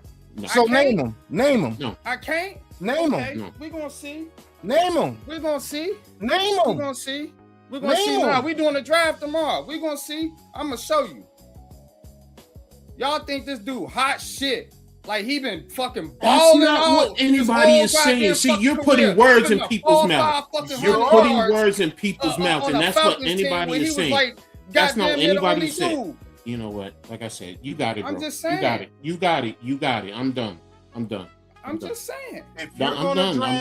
I don't want to talk about it no more. You got it. If you want to guarantee yourself somebody that's better than Mooney and them on the bench, you better get him at 5. Gotta get him at 5. So, like I said, name the receivers that you will get in the second round. This ain't a name game. I'm just telling you what I'm saying. Okay. So you're gonna tell me I can get somebody better than the second round than what Mooney can be for right now as a rookie. Because it's going to have to be a rookie because they're not getting anybody else in free agency. The only one that's out there is Juwan Jennings, and he wants $20 million a year. Simple question, and we went into this. I asked, do the Giants need more weapons for Jackson Dart? Y'all said y'all comfortable with it. Cool. If you comfortable, you comfortable. I'm not. We moving on. Because at the end of the day, I'm not. I don't want to be made like my words ain't hitting hard like they supposed to. Because I'm asking simple questions. Now, if you guys want to ask the questions for the show, go ahead. Because you don't like my questions, apparently. And like I said, you always do that. Nobody said it didn't like the question. When somebody answers the question, it seems like you don't want to comprehend what other people are saying. I comprehend. I'm not slow, nigga. Nobody said you were slow. See, you put another words in my mouth. Who said you were slow, nigga?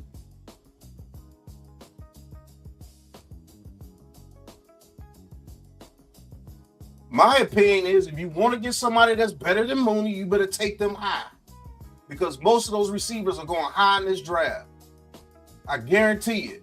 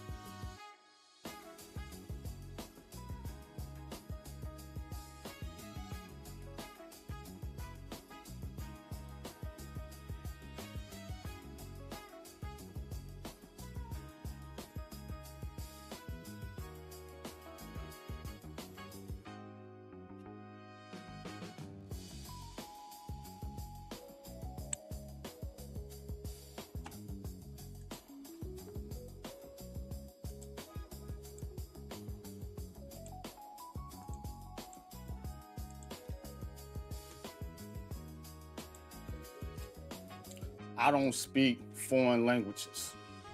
You know what I'm saying? So when I'm saying something,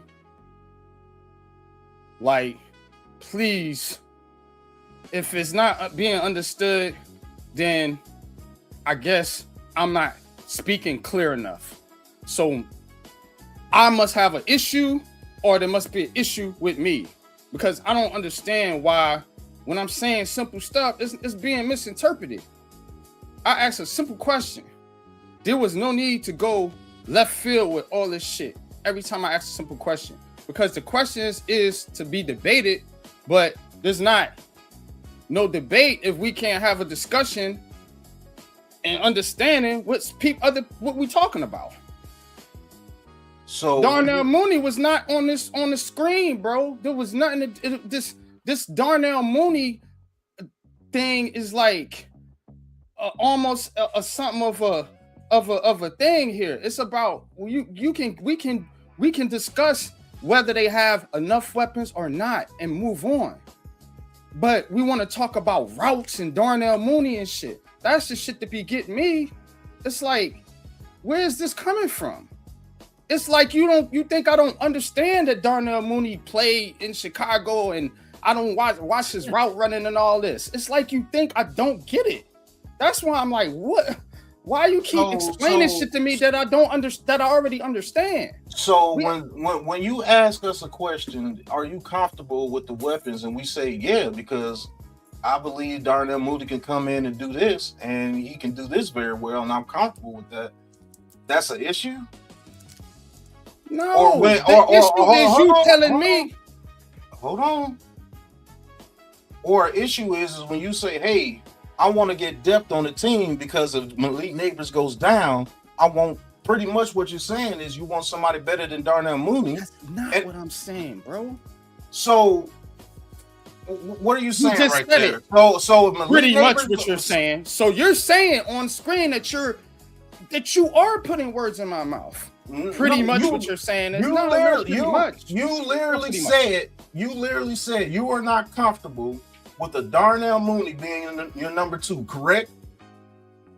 The thing we got misinterpreted at, if I could say something, was y'all kept saying that we need to take somebody at 5. No. I'm saying that's my opinion, sir.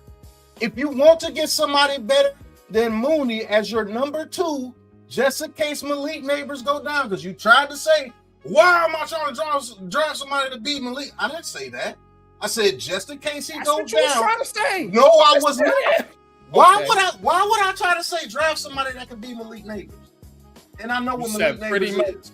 NYG, you looking to replace Malik Neighbors? No, I'm not. Literally, what we said is if you're not comfortable with Darnell Mooney as being your number 2, especially if Malik Neighbors goes down, my opinion is you're gonna have to take somebody high.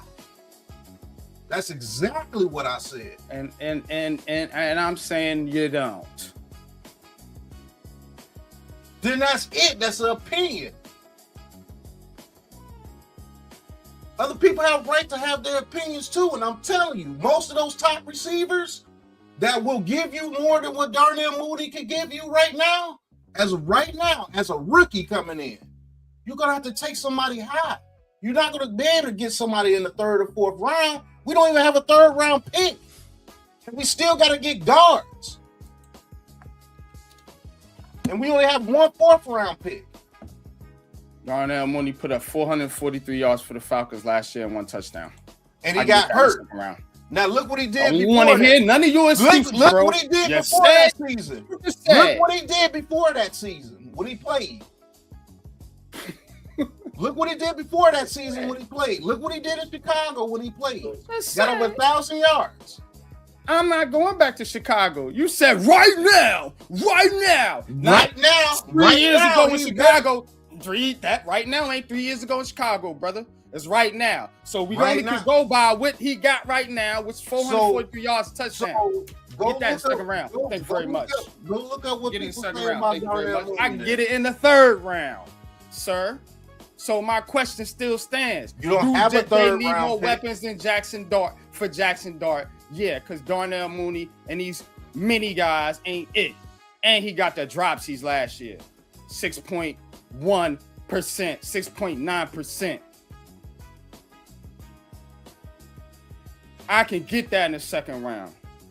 I mean, you don't need to pick at number 5. See, that's the bullshit. And I would never say that. To pick somebody at 5 to replace Malik Neighbors. Hell no. I never What said I look that like? either. Nobody ever said that either. But you said That's what you were trying to say, though, no, bro. it was not. Yes, you was. No, it was not. Okay. Why would I want to replace I'm Malik crazy Neighbors then.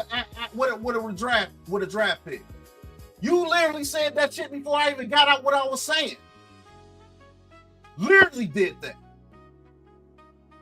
Why would I want to draft somebody and say to replace Malik Neighbors? That doesn't even make any sense. You said I said it. That's No, the problem. When did I say you wanted to draft somebody to replace Malik Neighbors? No, Well, if you want somebody to step in for Neighbors, you're gonna have to take them at 5. Did you not say that? Does that say replace Malik Neighbors, sir? Huh? Does that say replace Malik Neighbors? Stepping in is stepping in. If you It's want somebody, replacing him. if It's you not want, replacing him permanently, but it's replacing him. I said, if you want somebody to come in that could be dope like that, you won't have super drop off like we did last year. Yeah, I'm taking somebody hot. That's a fact. Okay, so you said it. Thank you. I'm not crazy. Shit. But nobody said replace Malik Neighbors. We're talking about if you want to replace somebody and you don't want Mooney to be your number 1. It's exactly what you said. So I'm saying, okay, then go get somebody like a Jordan Tyson or a Carnell Tate. Just in case Malik Neighbors goes down. You got Jordan Tyson or Carnell Tate that could come in and be a number 1 for you until Malik Neighbors comes back. That's the logic.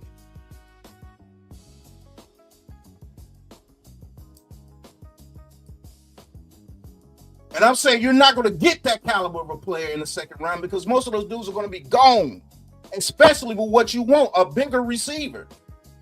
The next best thing is Muhammad or Chris Bell, who's coming off an ACL.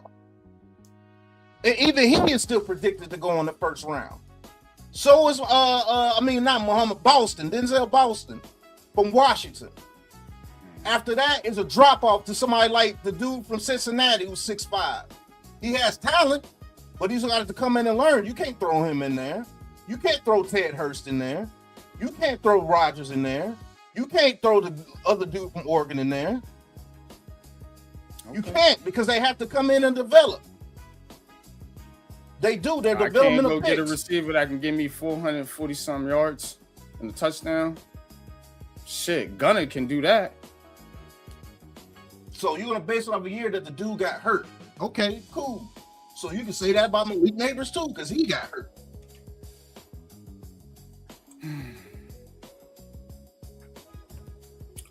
Well,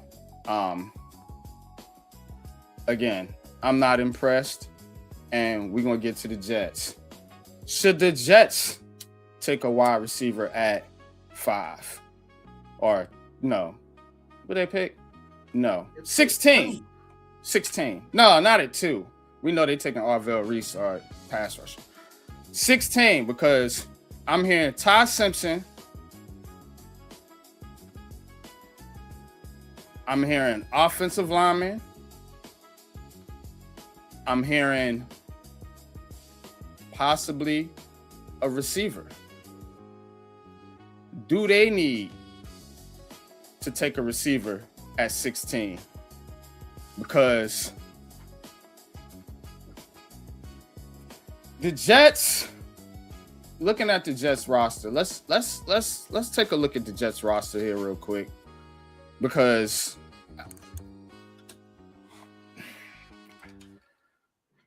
the Jets are in a bad spot here because they do need a quarterback. I don't think they need to take Ty Simpson.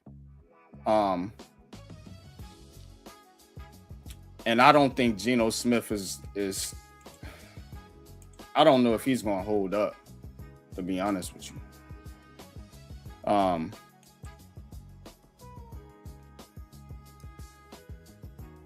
They got Adonai Mitchell. They got Garrett Wilson. They got Isaiah Williams. I like Adonai Mitchell.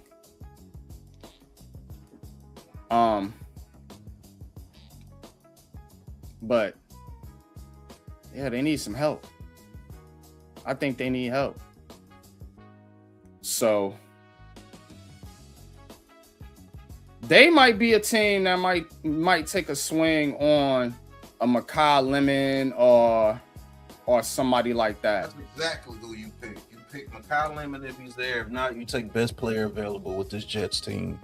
You don't reach on the quarterback because this team is not built and the quarterback is not going to save you. You take Mikal Lemon and fill that slot role next to Garrett Wilson, and you see if Adonai Mitchell can get his head straight, because if so, that's 3 very good receivers out there for whoever's going to be the quarterback, Geno Smith or whoever. And you roll with that, and if you're sorry again, then you get your quarterback. But you take best player available at both spots, which will probably be Averill Reese and Mikal Lemon. That's exactly who I would get. But it's got to be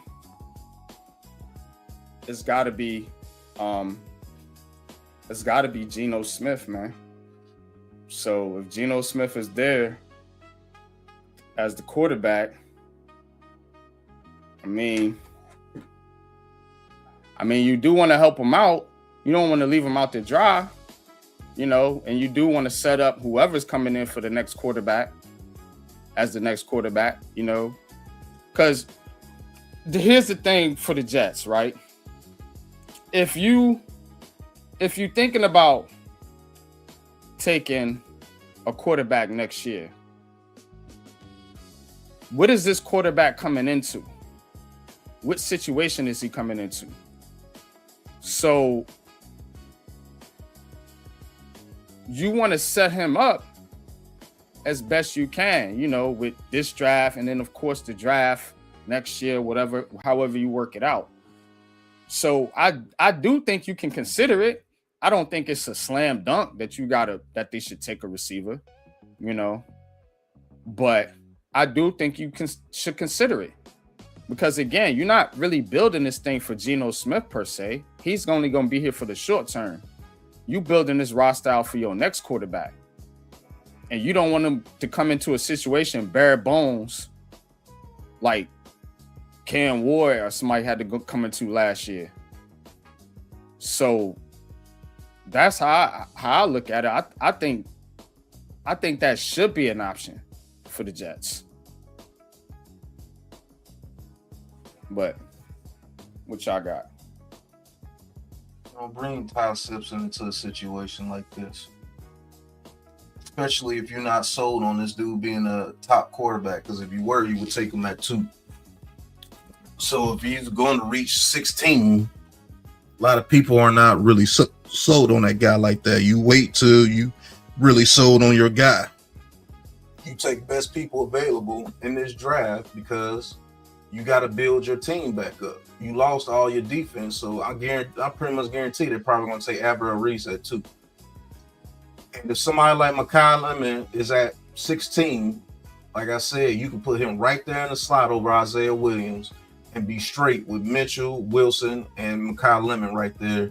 And if you protect Geno Smith, get you a guard or somebody in the second round if you don't feel that good about your lineman. But I think Dylan Parham is cool. Fashano is cool. Tippmann is cool. Mimbu is cool. And Josh Myers was actually cool at center. So I think you got a decent offensive line and not trash. So if they can protect Geno Smith and you got those 3 guys out there and you brought Breece Hall back with Braylon Allen, you run the ball and get the ball to those receivers in certain situations and see where you go. And your defense is going to have to step up again, because you got rid of both Williams brothers. You got rid of Gardner, but you brought back old man from the Saints. He's still good. He's like immortal. That dude can still play.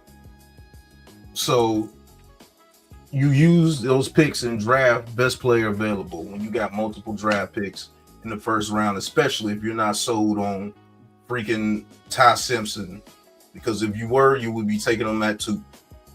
You got to go best player available. like I said, you're gonna be bringing this in. You're gonna be bringing this. This is gonna be for the next quarterback. You're gonna be building this out for, right? Yep.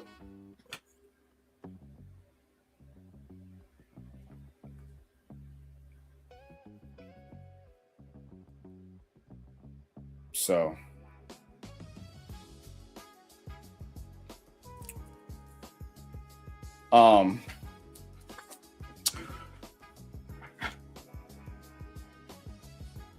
Yeah, I don't. The Jets do got to work on getting these draft picks and developing them, just like the Giants. Because I mean, you got Garrett Wilson, you had some guys there, you got rid of them. Some guys walked in free agency. Some guys went to the Giants, you know. So they let a lot of people out the door too that ain't getting developed. And we'll see what Aaron Glenn and them can come up with. All right, what else?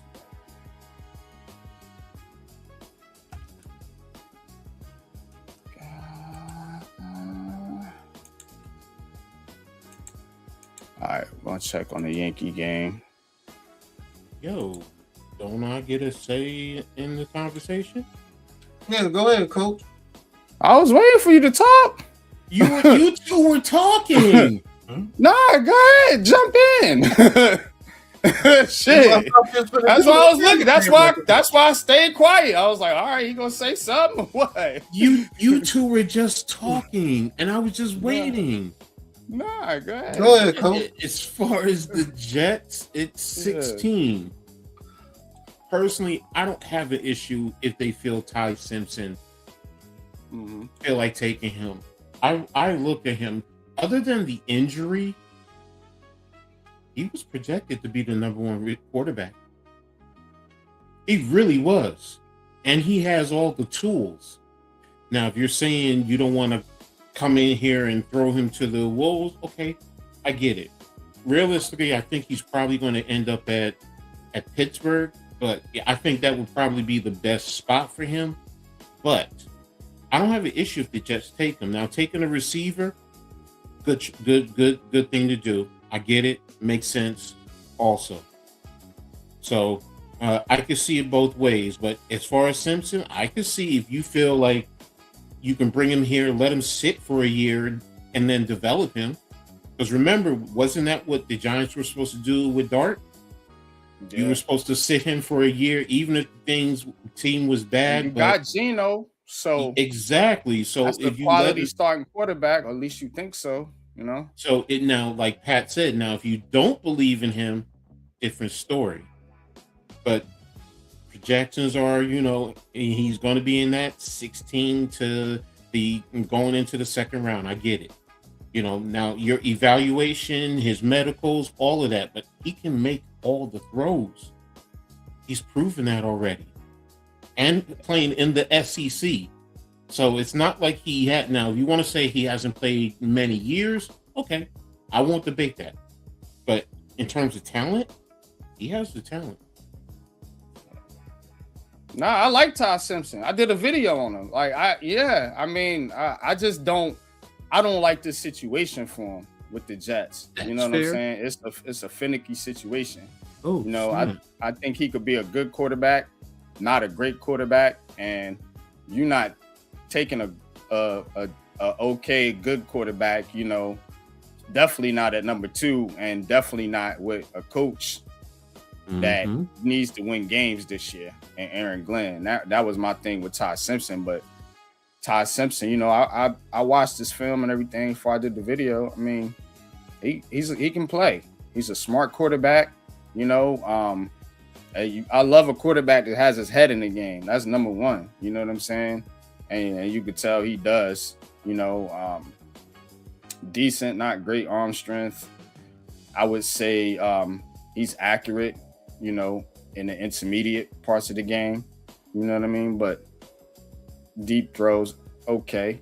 I think that's he's also the son of a coach. So he's been groomed to play this position. So that's why I say he's smart. That was the first thing I noticed about him. I said, okay, this kid's gonna be able to go in, read coverages, and dissect defenses and make good plays, smart plays. The question with Todd Simpson is his height and his arm strength. 6'2", same height as Jackson Dart.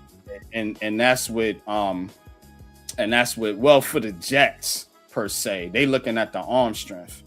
You know what I'm saying? Because of the and it's just mostly on the deep ball accuracy. I think Pat pointed it out a little bit last year with Dart, how the ball kind of fluttered a little bit when it got real windy out there at MetLife. So those are some questions, but even still, man, Chad Pennington played. He had a noodle, bro. You know what I'm saying? But it's just rich for Aaron Glenn, this coaching staff, and for the Jets in this situation. That's fair. Yankees 7-0 over the Giants. It is a final. Aaron Judge 0 for 5, 4 strikeouts. Yeah. He's going to get ripped. Well, the team won, so I don't care. You know what I mean? I care about the team winning. Max Fried looked good. So that's a good sign. They won big. They won on the road, so that's also another good thing. So yeah, I'm with you. And the Giants are a good team. The San Francisco Giants are a good team. They're not a terrible team. So a decent win for the Yankees there. Of course, you see people be hating on the Yankees. This is talking about they might not be the best team. They might not be the best team in the AL East, but they got a good win here. And I like the fact that the bottom of the lineup came through. You see Austin Wells right there, 2 for 3. McMahon, 1 for 4. Caballero, he had the big hit, the RBI. Jazz Chisholm, one of my favorite players on the Yankees, still doing his thing out there, 1 for 3 with a run scored. So not much from the top of the lineup, but they got a lot from the bottom of the lineup. Actually got some production out of old Stanton there, 2 out of 4. Max Fried pitched 6 in the third, 2 hits, no earned runs, a walk, 4 strikeouts. So through 86 pitches. So decent out in there for the Yankees. Mets tomorrow against Paul Skeens and the Pittsburgh Pirates. Oh, I didn't know Leaf was in the backstage. Shit, we about to go to culture segment. Brooklyn is up by 12 points. Oh, the Nets are playing. Yeah, they're up by 12 I guess points. we can bring them in. We're already overtime. I'll bring you in for a little bit. What up, bro? What's going on, man? What's going on, Coach? What's going on? What's going on? What's going on, NY, man? I'm trying to get at you earlier, but guess kind of related but unrelated. But Cam Thomas got cut again. Yeah, we talked about it. I'll ask you this question because I asked them earlier. The question on the Nets was, how you feeling about these picks? These 5 first-round picks that they got. A lot of people saying they all misses. I don't think that's the case. But I do think the Nets haven't really hit on draft picks now that the Cam Thomas situation is over. We looked at the last 3 drafts they had, and there ain't no bangers in there. For real. So, to me, I think the one person that has shown that he can at least produce at any spot you put him on the floor is Danny Wolf. We done played him at the 5. We done played him at the 4. We done played him at the 3. Hell, we even played him at the 2 this year. And he has showed that he can fill up a stat sheet anywhere he goes, an offensive machine. I don't think it's very seldom that you see somebody at that height with the concepts that we teach in basketball first, with dribble, pass, shoot concepts that he has, man. Like offensively, man, like when he's allowed to run offense, and I seen it the other night against the Sacramento Kings when he got that injury, like the Nets offense is opened up especially when he's at the 5 and we don't have nobody clogging up the paint and nobody that doesn't have shooting ability on the court. But he's been probably arguably the most impressive and the most versatile to me. Nolan Trayor probably has the if I want to say the best natural ability out of everybody. Ben Seraph is still a project. Drake Powell has some upside, but he's still a project. He's kind of timid to me. He's like the scared black dude in the Scary Movie. Who else did we had? Yegor still has foot fasciitis. He's 19. So basically we got 3 19-year-olds. And I just need to say this right now since I'm up here. Sean Marks, stop drafting fucking 19-year-olds. You don't know how to groom them. Sean Marks need to stop drafting. Why is he here? Listen, I agree with you on that. But at the same time, bro, like, listen, we understand job security in the NBA, at least to a T. So if you like, at least to a T. So Sean Marks, stop drafting fucking 19-year-olds because you don't know what you're doing with them. I don't know why. If they're not elite out the gate, you need to stop drafting them. Stick to 21-year-olds. What has he accomplished, bro? Nothing. How, like, what GM keeps the job this long is literally dismantled the team twice.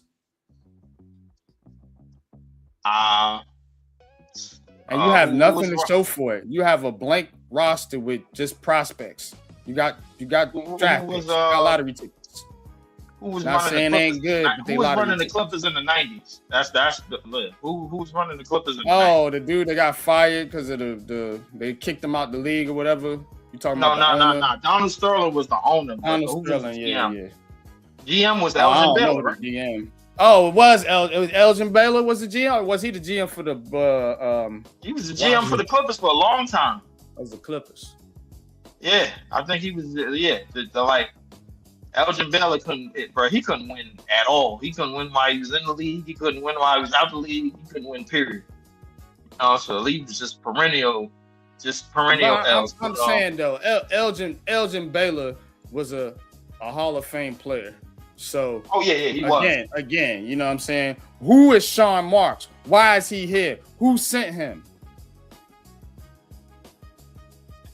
Joe Tsai. But just to touch on the Cam Thomas subject, just a little bit, man, before we move on, I will say this. It comes a time where you have to stop looking at though. What would you ask earlier, Coach? You can ask Lee. I heard he had attitude problems. So I don't know. I just heard that from a couple other Nets fans. Mm-hmm. So, and they said the reason why he's not with the Nets is because he has attitude problems. So I don't know. So I posted to NYT and he said he doesn't know himself. I heard the same thing about Milwaukee. I heard he had the same issue in Milwaukee. I heard like they didn't like his whole demeanor. They didn't like him talking to the Nassus, and then Giannis got up, and then something of that nature, this, that, and the third. What I will say is this: the perception. Listen, when your perception is in the public, it's not going to come back to you. When the perception of you is now up to the public to judge, because the NBA basically, this is what the NBA did. This is who you are. Because the NBA tends to do that a lot. This is who you are. Boom. That's it. Live with you got to learn to live with it if you want to stay in this league. That's it. So I think the thing with Cam Thomas is I don't know how you get cut from 2 teams in 2 months. And at this age, and one of them is supposed to be rebuilding with you. Turn down 2 contracts to earn money. You accepted a 1-year, $6 million contract, thinking that I'm gonna bet on myself, but I'm leaving money on the table. Ain't nobody gonna do this, do that to me. To me, it seemed like he's stuck in his own ways. But I don't know, man. I like, but there comes a time where you have to stop looking at highlights and look deep within and actually see what is really going on, because stuff like this don't just happen. You know what I'm saying? It doesn't just happen. There's something going on behind the scenes and this, that, and the third. That because as fans, we see Cam Thomas on the court. As Nets fans, now that he was in Milwaukee, we see the box score. But the Milwaukee players that was initially there, they saw something else, and they didn't like it. So if you're hearing that from the Nets, what is he doing though? Like, because he ain't doing nothing off the field or nothing nefarious. So like, that's weird, man. Attitude. See, the thing the is, attitude towards the team. attitude. But a lot of motherfuckers got attitudes in the NBA, bro. But Like, but there's a point that, yes, everyone has an attitude, but do you let that attitude become cancerous and impact and affect others around you? You know, where, you know, look, I'm better than you and your teammates. No, you don't, and you're malicious with it. Standoffish type of attitude where he don't want to. Not standoffish. You think your shit don't stink and everybody else needs to bow down and kiss your feet. That don't go over well, bro. It don't. Yeah. And again, I'm not a Nets fan. I just heard a few people say it. I don't know. I don't know either. I was just looking at him as a hooper, as a basketball player. I'm like, damn, you know, dude can drop 25 a game. I mean, I think somebody would find some use for him. You know what I'm saying? But I guess not. I think when you go deep into depth of his game, the thing is he's heavily reliant on difficult shots. And yeah, he shoots a lot of tough shots. He does. He's heavily relying on them, and if those difficult shots ain't falling, a lot of times, man, he can play himself off the court. But that's why you put him on the bench. That's why the perfect role for him would be, you know, like a microwave point scorer, where you bring him in, you know, let him get hot, let him, you know, put up 15, 16 and a quarter or something like that, you know, and then, hey, you know, all right, buddy, you know, we need some defense out there. We're going to put you back down. You know what I mean? And that's what it's going to be. You know, but like I think the crossroads here is, and then we got to move forward because it's getting late. But I think the crossroads here is that I think both things are true. You know what I'm saying? I think Cam Thomas can play and should be in this league, but I think that, and I go back to the contract thing, him turning down a contract. So I think that's got something to do with it, where maybe he's valuing himself higher than the league is, and it's coming off like, okay, you think you worth more than what you are. We're going to show you what you really worth, and you won't be playing basketball. And I think that's where, you know, you'll probably see Cam Thomas sign like a little small vet minimum deal somewhere or something to get back on the court, if he comes to terms, like you said, with what has happened to him. And it sucks. It's unfortunate. I don't like it, but it is a business and it is the NBA. So, you know, you overpriced yourself. It happens. Now you're gonna have to take, you know, some chump change to get back on the court, or your career gonna be over. And I hope that's not the case for the kid. I think this is such thing as betting on yourself and taking taking the money as well, because 2 years, $28 million, 2 years, $28 million, or 2 years, $30 million, or however much it was. Yeah, bro. I'm not saying you that. From I'm Chesapeake, not saying no to bro. And then, like, honestly, bro, I live out here. You from Chesapeake? Not saying he came from a bad background or whatever, but it ain't no lot of rich people out here. You know what I'm saying? So it just like that's not nothing to sneeze at. You know what I mean? And I don't know. You know, a lot of people get bad contract advice, and maybe that happened to him, or maybe he just, like people saying, he's just one of them dudes that think he's better than everybody else. Or I wouldn't say better than everybody else, probably better than what the league views of him. When the league puts a tag on you, that's that, bro. That is that, man. But we're gonna get to coach's segment here. All right. So this week,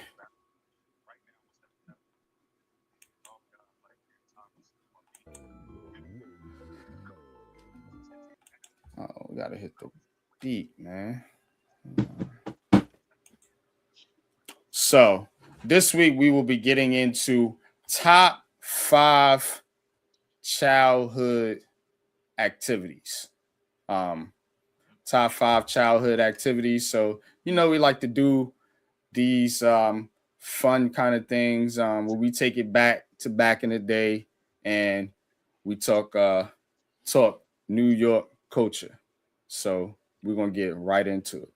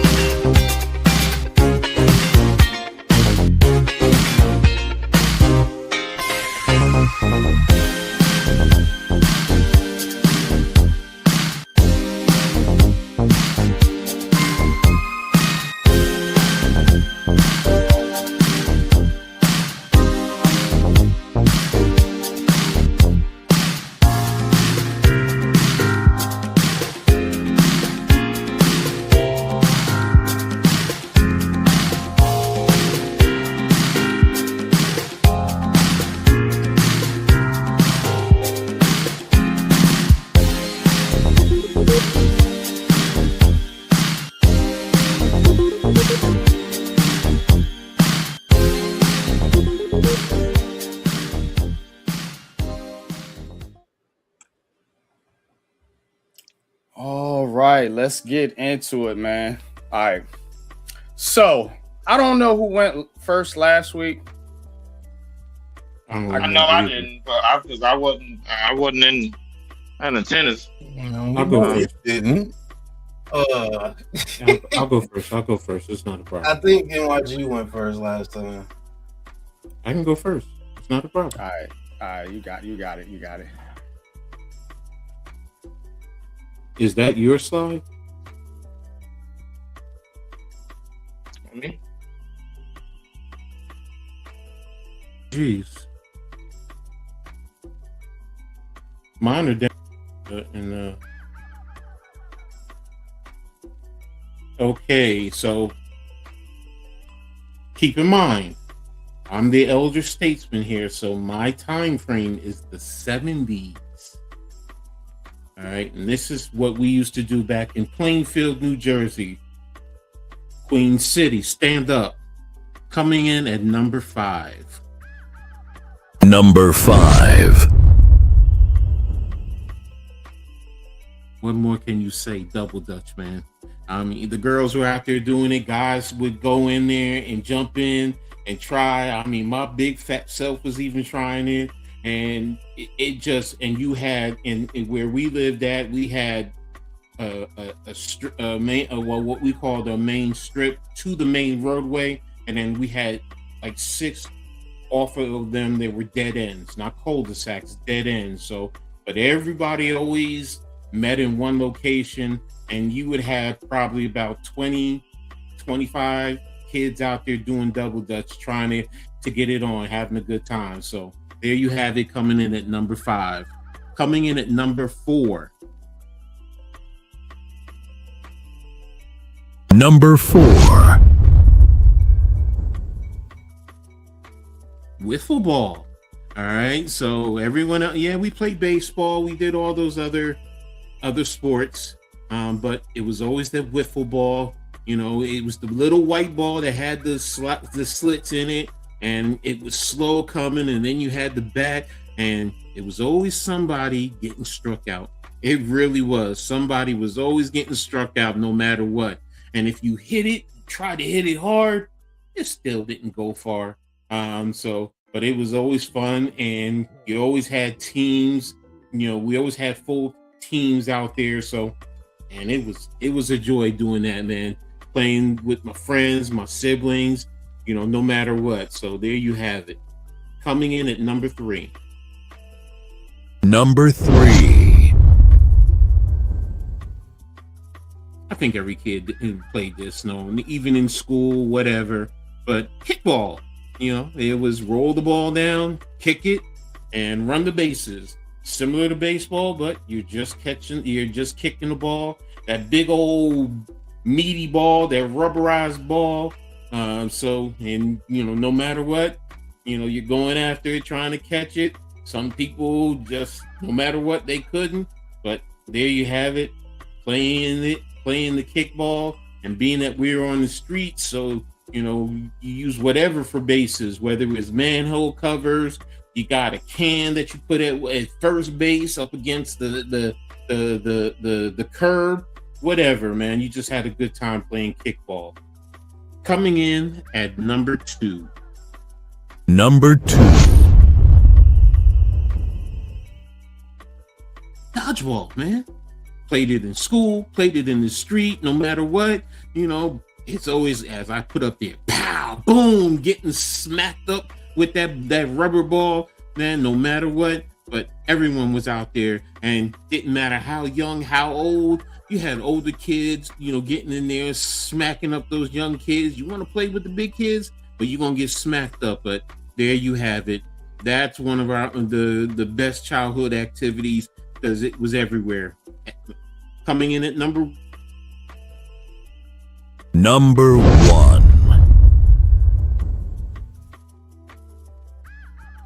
Go-kart and sleighing, man. Just like I said, on the street, we had the little blocks with the main strip, and at the very top, there was always it always would go up, and we were out there sleighing in the snow, and during the go-karts, you come down, and the thing that we would always try and do, we would try to go all the way up to the 6th block, which is where the block that I lived on before you got to the main road. But you're there, and you're in your go-kart, trying to shake it and move it to get those extra inches. And it was a long ride. So, but you really tried, no matter what. Build your go-karts, getting different tires and having your parents help you out. But then you get it built right, and you're going and having a good time. There you have it. That's number 1. I also gave you a little couple of honorable mentions, so throw those up for me real quick. Hopscotch, freeze tag, regular tag, and red light, green light. Now, we all remember some of those, so those are my honorable mentions. So those are all my childhood kid activities, man. Great times back in the day. So that's it. Back to you guys.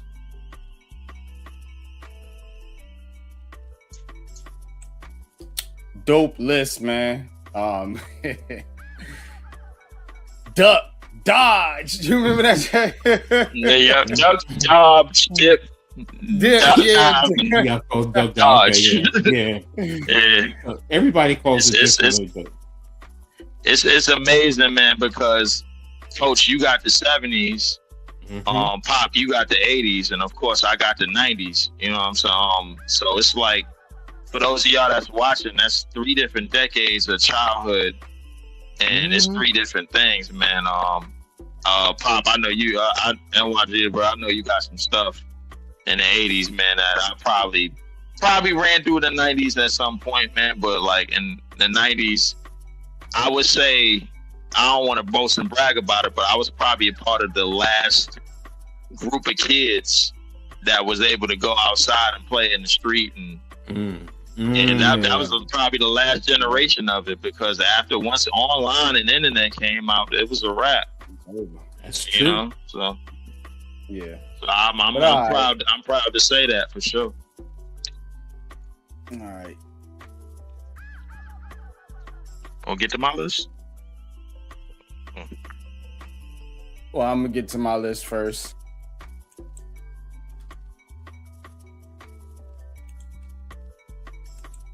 All right.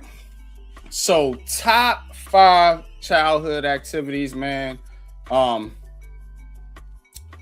Let's start off with number 5. Number 5. Stick ball. Much like wiffle ball that coach played. We played with a stick. A stick, and it could be a handball, a tennis ball, or something like that, small, not always necessarily a baseball. We didn't have that stuff. We would get a 2x4 or a broom handle, mop handle, or anything like that, man. And like you see there, you draw out the bases and just like baseball, you know what I'm saying? Batter up. You know what I'm saying? But we had a blast, man, playing stick ball, man. Because we didn't necessarily have all the little, equipment and the fields and stuff. There were baseball fields, but we ain't have access to them. But anyway, stick ball coming in at number 5. At number 4. Number 4.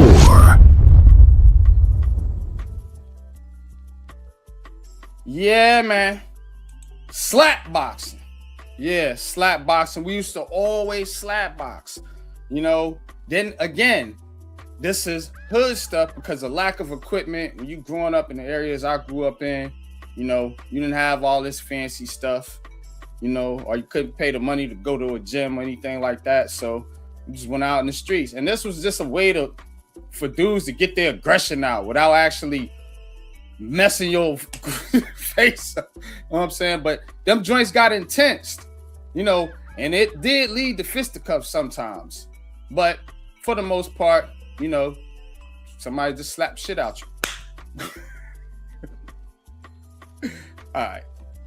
Number 3. Number 3. All right, relay races, and racing. We was always racing of some sort. You would race to the store, race to the park. You would race up the block. You did sprints. We did relays. We did 100 meters. We did marathons. We did all kind of racing. We was always running from something or somehow. But relay races was big in school in my day. I competed in a lot. I was actually a decent athlete as a youth, believe it or not. But my athletic skills have deteriorated. But I was big into racing, man. I was real fast when I was a kid. But let's get to number 2.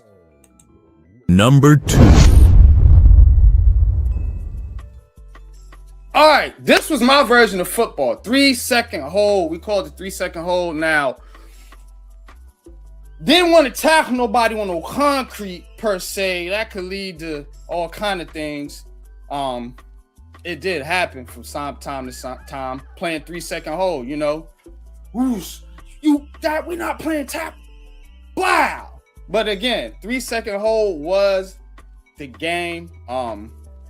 And it was just like football. We played like football, quarterback. A lot of times you would just have an all-time quarterback, somebody that just threw, and everybody else would just play the wide receiver, running back positions and stuff like that. So, but we played 3-second hold because we couldn't tackle, So, yeah, I did play football, but it was this version of it.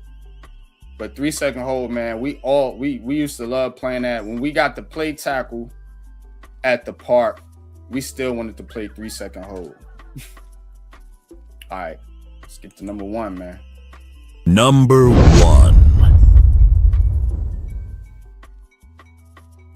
Crate ball. Crate ball was my number 1 game because when the courts was full, and you wanted to play and you wanted to hoop, yeah, you found one of these joints and you got your game on. And sometimes they would set them up at full court, believe it or not. You know what I mean? It'd be like pole to pole. So your goal would be down on that end. You know what I'm saying? We would play like that. And you'd be running back up the street, cars be coming. Oh, hold up, a car coming. But crate ball, you know what I'm saying? I always played basketball. You know, I played hanger ball in the house. We would get a garbage can and shoot in that joint. Anything to play basketball. But crate ball, as I like to call it, was king around there. You know, when you couldn't get on the court. When we could get on the court, we got on the court. But a lot of times you couldn't. Older cats out there, or they was playing tournaments or whatever. So, got you a crate. And that's my top 5 childhood activities. What you think? Brilliant. I like it, man. And I like how some of that stuff carried over into my decade. I didn't have a top 5 initially, but I did want to bring up a couple of things that carried in because definitely from the 70s and from the 80s, obviously double dutch and obviously crate ball for sure. When we played that in the street, this is before the crate challenge shit that they was doing on the internet and all that garbage, man. Like this is before that garbage. But we had Scully, of course, Scully in the street. We had yo-yos in the 90s too. And we used to have a pull-up contest where we pull up, go to the corner, and pull up underneath the lights on the light poles where they had the walk and don't walk signs. And I was so damn small, I used to have to climb up the little whatchamacallit first, the little pint-sized thing first, and then wiggle my way up. And I was literally challenging some of the old heads. I got in trouble for doing that once because some of them dudes was like fresh out of you know what. So like I was literally challenging them, and they wasn't a losing type of gentleman. So I had to cut that short. I got in trouble for that one time. Said that, you don't go down there messing with them. And another thing which that carried on was we had a laundromat at the corner, and it had Street Fighter and Mortal Kombat, which was another one of our things, man. We used to go to the corner and play Street Fighter, Mortal Kombat. This is before online gaming.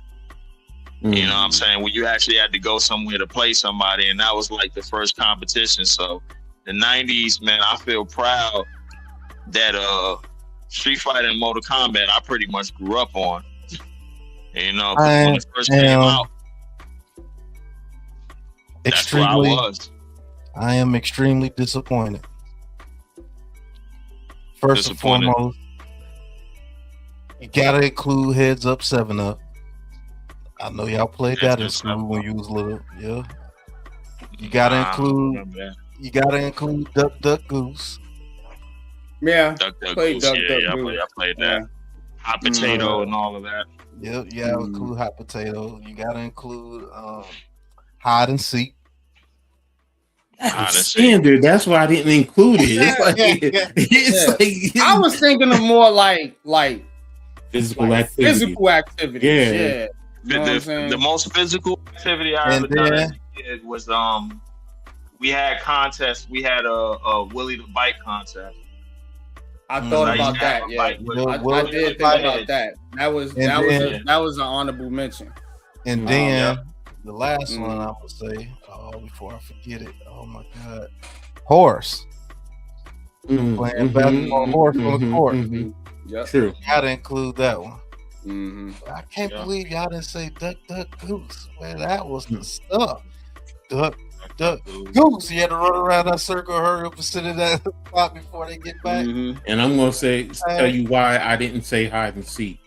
Because hide and seek led to another game. Yeah, hide and go get it. Yeah, exactly. It's like, because I'm gonna have to put that one in. I'm like, no. Got a couple of girlfriends off that game. Yeah, exactly. But yeah, I think I was more in the toy era, man, because we had we not only had action figures in the bottle and everything like that, and the wrestling figurines and all of that. Yep, But we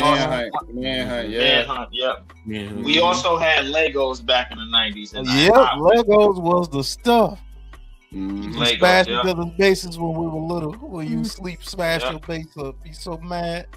But yeah, this is dope, man. I love all those little games we used to be able to play as kids, but they don't do that no more, man. And YG, I will say, no one wanted to slap box with me. I was always the biggest one. So as soon as I hit somebody, yeah, you're right. You talking about fisticuffs? Yeah. It's like they used to always make us slap box though, yo. Like no, you can't. That always used to turn into something else, bro. Exactly. It was just I gotta ask: was Slapbox the first ever version? Was basically the first ever version of the slap challenge that they got online now that y'all see? It was like boxing. It was boxing. You would box. You know what I'm saying? But instead of punching, you would open your hands up and just smack. Bro, that slap thing that they got with Dana White, that is the dumbest sport that ain't it wasn't no open face joint like we was blocking them joints. Like I wasn't getting hit. You know what I'm saying? I was defensive. How can you sit there with your hands behind your back and let another huge human being play slap boxing? They literally sit there touch and my measure they wind up. Yeah. Man, that's the dumbest thing I've ever seen in my life, man. Go watch the bank. Go watch how much money they making. People like that shit. People like shit. They better make a lot of that's concussion protocol, bro. Could you imagine somebody 350 pounds coming through with a whole palm and just breathing on you 1, 2, 3 times? Think about it. I'm not. Some of those dudes is 350 pounds, so they putting their weight behind it. Yeah. So, They putting a lot of shoulder behind that, bro. And then there's no resistance. There's no resistance. You just sitting none. There. Man, that's why that's not the type of slap boxing we did. Like I said, we was boxing, so when somebody swung, you blocked that joint. You did. You know what I'm saying? Honorable mention, but my pops were anytime something was breaking out in front of the building, he used to take the boxing gloves, bro, and give them to the kids and let them scrap. Like this was early on. He had videos of this. This is when I was like real young. But like nobody give us no boxing gloves. We got boxing gloves every once in a while, but wasn't nobody giving out no boxing gloves. And we was just them type of kids. We was dangerous. Like, you know what I'm saying? Aggressive. You know what I'm saying? So it was like we wanted to smack each other. We was definitely it was definitely some autopilot shit going back then. Autopilot. Oh man. But let's get into Coach's Corner so we can wrap this thing up. Coach. Definitely appreciate you. All right, man. Coach. It's your time to shine, brother.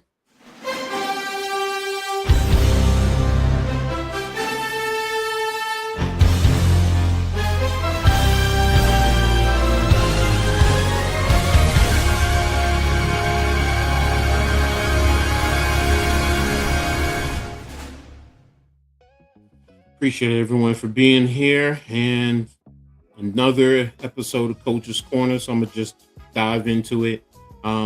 Starting with the New York Liberty. Finally, the labor talk is over with, and now that the union and the board of governors have signed off on the new CBA, the next step is how to fit players under the salary cap. It goes with, who gets the super max, the max. So financially positioning players, with salaries that, both feel is best.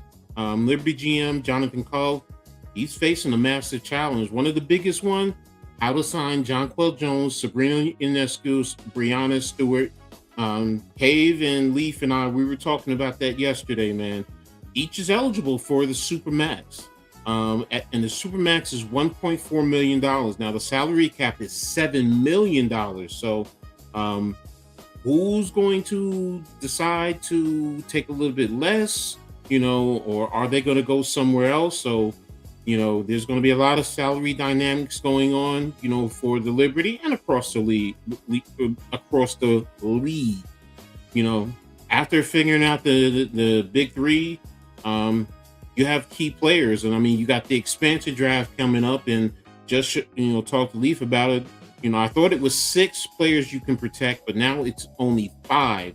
So, if you're locking in the big three, what about your starters in Natasha Cloud, Kennedy Burke, Izzy Harrison, Maureen Johannes? With their value, you have only 2 players that are locked in under contract. Nair Sably and Leonia Febush, and now are you protecting them? It's a lot that you have to think about, that goes into everything, and GM Cobb has a lot to really to go through. So, and the expansion draft is actually April 6th. So, the Liberty have to get their picks in, and they're protected by between the 1st to the 5th, which is next week. So think about that. So this creates an interesting dilemma for the Liberty going forward. So your role players, starters, whatever. So we're going to see coming next week. Moving on to St. John's basketball. Now, St. John's, being that they're in the NCAA tournament, their last game, they defeated Kansas 67-65. They're advancing to face the number 1 seed Duke. Now, during that game, Dylan Darling hit the driving layup at the buzzer to help St. John's advance. The Storm, they were led by Zuby Ejiofor and Bryce Hopkins with 18 points apiece. And again, moving on to face Duke, this is going to the East semis, so it's going to be a daunting task. As a little side note, Ejiofor, he actually transferred to St. John's from Kansas, so this was a bit of redemption for him against his previous team. So good luck to St. John's against the Dukes. Against Duke, going to be a big task. All right, going to talk a little bit about LIU and Hofstra. We've been following them as we go, but they both lost in the NCAAs, so their season came to an end. But congratulations to them both. Successful season overall, no matter what, and hopefully they can continue to grow and be consistent participants in the NCAA tournament. So, going to move on to Syracuse. Putting Syracuse in because the basketball team, they actually hired a former legendary player. Jerry McNamara is now the head coach of Syracuse. So, for those of you who remember, he was a key contributor in helping the Orange win the national championship in 2003. He, along with fellow freshman Carmelo Anthony, they both ended up on the all-tournament team. So after graduating from Syracuse, McNamara bounced around the pro circuit, trying to make it to the NBA. He played in the developmental leagues here in the States, played pro ball in Greece. And when it didn't come to fruition, he eventually started coaching. Started at Syracuse, moved up the ranks, eventually ascended into assistant head coach. Then he went on to be the head coach of Siena for the past 2 years, which the success he had there led him coming back to Syracuse after Adrian Archie was let go. So congratulations, coach, on coming home to Syracuse and leading the Orange. And in Syracuse women's talk, if you didn't see it, the head coach of Syracuse was caught during an interview complaining about having to play UConn in 3 of the last 4 years in the second round. They actually lost by 53 points. It was 65-12 at halftime. Second half, both teams scored 36 points, but that's basically because UConn pulled off the dogs. But as a coach, why would you go to the post-game interview complaining like that? You keep that separate, keep that private. Most of you who know me, I always say I'm going to look at the film and come back to beat you. That makes you look like you are afraid to coach. And it's not a good look for Syracuse. So we're going to see what happens going forward from there. And we're going to move on to Rutgers news. Just a little bit to close this out. Mike Sullivan, former NFL coach with the Giants, made the circuit there. He was recently hired as a senior offensive assistant with Rutgers. He actually left the program now to be the quarterback coach with the Raiders. He's going to be tasked with coaching up the potential number 1 overall draft pick, Fernando Mendoza. So wish him the well, wish in this venture, but he's no longer with the Scarlet Knights. So that's what I have for you today on Coach's Corner.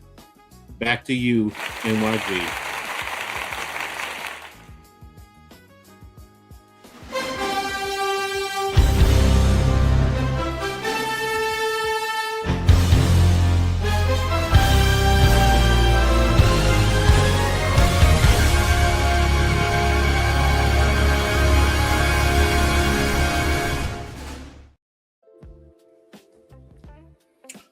All right, man. Good stuff, Coach. Mm-hmm. Hey, that was good. That was good. Syracuse, going with Jerry McNamara. Mm-hmm. So, I was hearing that's was eventually gonna happen anyway. You know, Mel made the push for it because his son Cayenne is up there, so and that's his boy. So exactly, it makes sense. So yeah. So I think that's a decent hire, and I don't mind it. Yeah, exactly. I don't mind that. Good. I was laughing because the Syracuse women's coach. Mm-hmm. You saw the interview, right? She was defeated at the podium. Thank you. She was tired of getting her ass whooped, yo. Hey, listen, coach, and listen.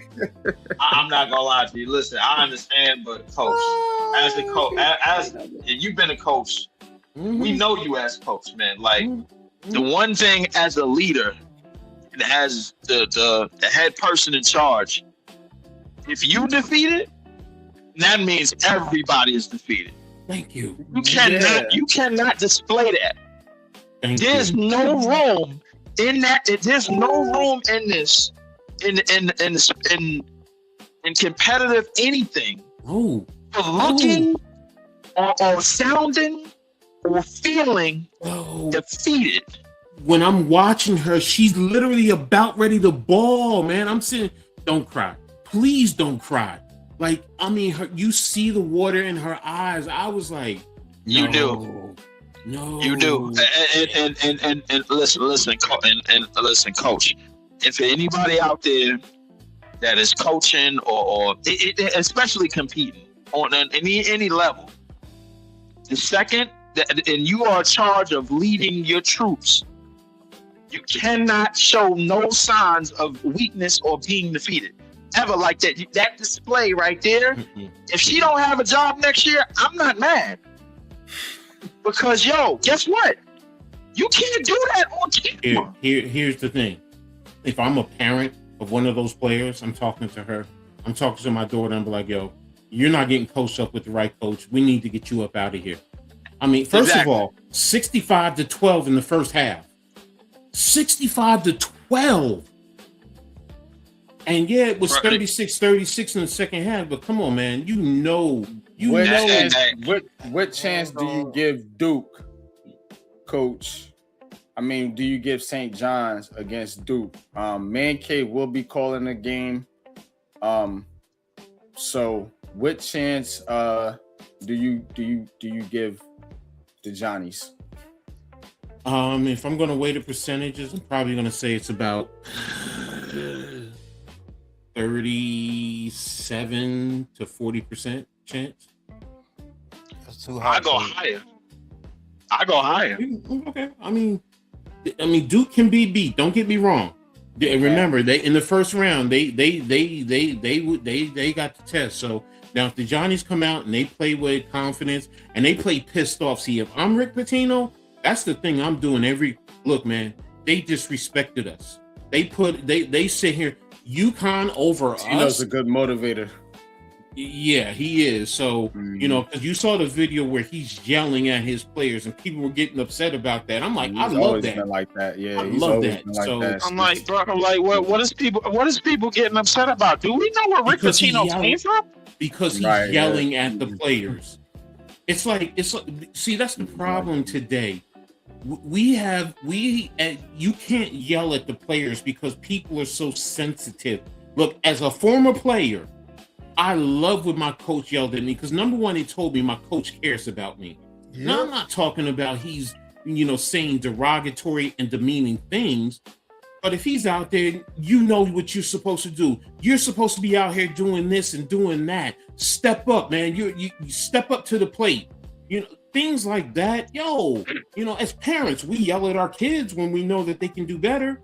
But we live in an era where if you yell as a coach, the parents, are getting their panties in a bunch. Well, you know what? Here's my saying. I always tell my players this right off the bat when we first meet. I'm a passionate coach. I'm gonna, there are times I'm gonna put my arm around you. There's times I'm gonna yell at you. All right? But the one time you gotta worry is if you come off the field and I'm looking at you and I turn around and walk away and I don't come over and say anything to you. That's when it's over. Because that's going to be a problem because more than likely you're going to be sitting on the bench. That's a fact. Coach, I got a question to ask NYG. What do you think of the Hubert Davis firing? Well, I think it was long overdue. I don't look. I wasn't never really a fan of the Hubert Davis hiring, so I can't go up in arms over the firing. But they got to get somebody in there that can recruit. You know what I'm saying? And because, like I said, Carolina used to get players. They got Caleb Wilson, man, but they haven't really got a lot of people coming through there like that, So hold on, Lee, because this is my team. I'm a Carolina fan, and look, I wanted Hubert Davis to succeed, but I kind of felt like it wasn't going to happen. You know what I'm saying? I could see it's just like you need somebody with some real cachet there. I feel like, you know what I'm saying? Like at Carolina. That's a prestige program. Hubert Davis didn't really have that. Yeah, he was an alum, but like, what did you do? You see what I'm saying? And so I just want to see who they go get. That's really where my mind is. I'm not mad at the firing. I felt like he did underperform. He didn't perform up to Carolina standards. I mean, you got beat by VCU, dog. Like VCU's a good team, but come on, man. You know what I'm saying? In the first round. So yeah, unacceptable. And somebody's got to pay for it. Unfortunate he didn't have Caleb Wilson, because if Caleb Wilson was out there, that boy can play. I hope the Nets get him.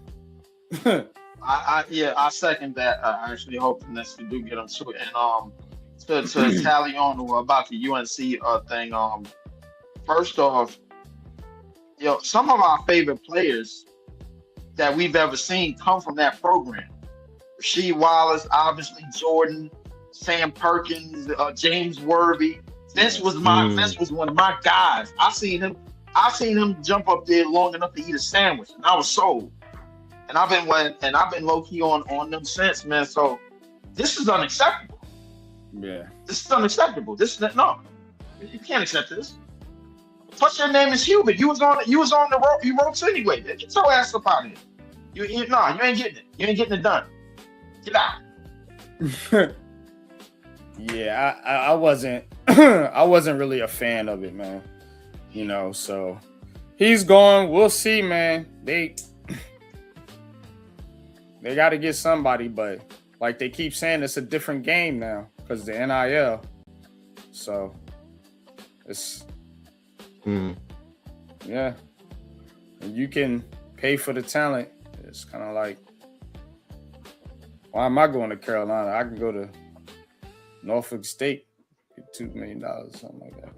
I don't know. Norfolk State got $2 million. Yeah, Right. It would be nice, wouldn't it? But that's not gonna happen. But I'm just joking. But yeah, but that's all we got for tonight.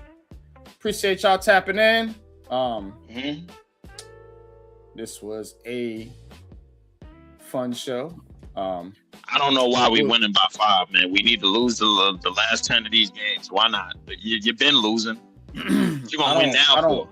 I don't like the losing mentality. Because I don't like it neither. But I mean, don't give me 90% of the losses and then the other 10%. Then you want to compete. Like what's that doing? Yeah, it's kind of what the Giants did that one year. Yeah, right. and yeah, exactly. Remember how you felt when the Giants did that shit? Remember how you all felt? Yeah. Look, man, I want to see this team do something. I don't like to watch them lose like this. I lose every game. That's just kind of like, and that's supposed to be your favorite team. Like, I mean, they lose every game. Like, sure. Every game. But all right, man, we out of here, man. Appreciate y'all tapping in. Take us out, Pat.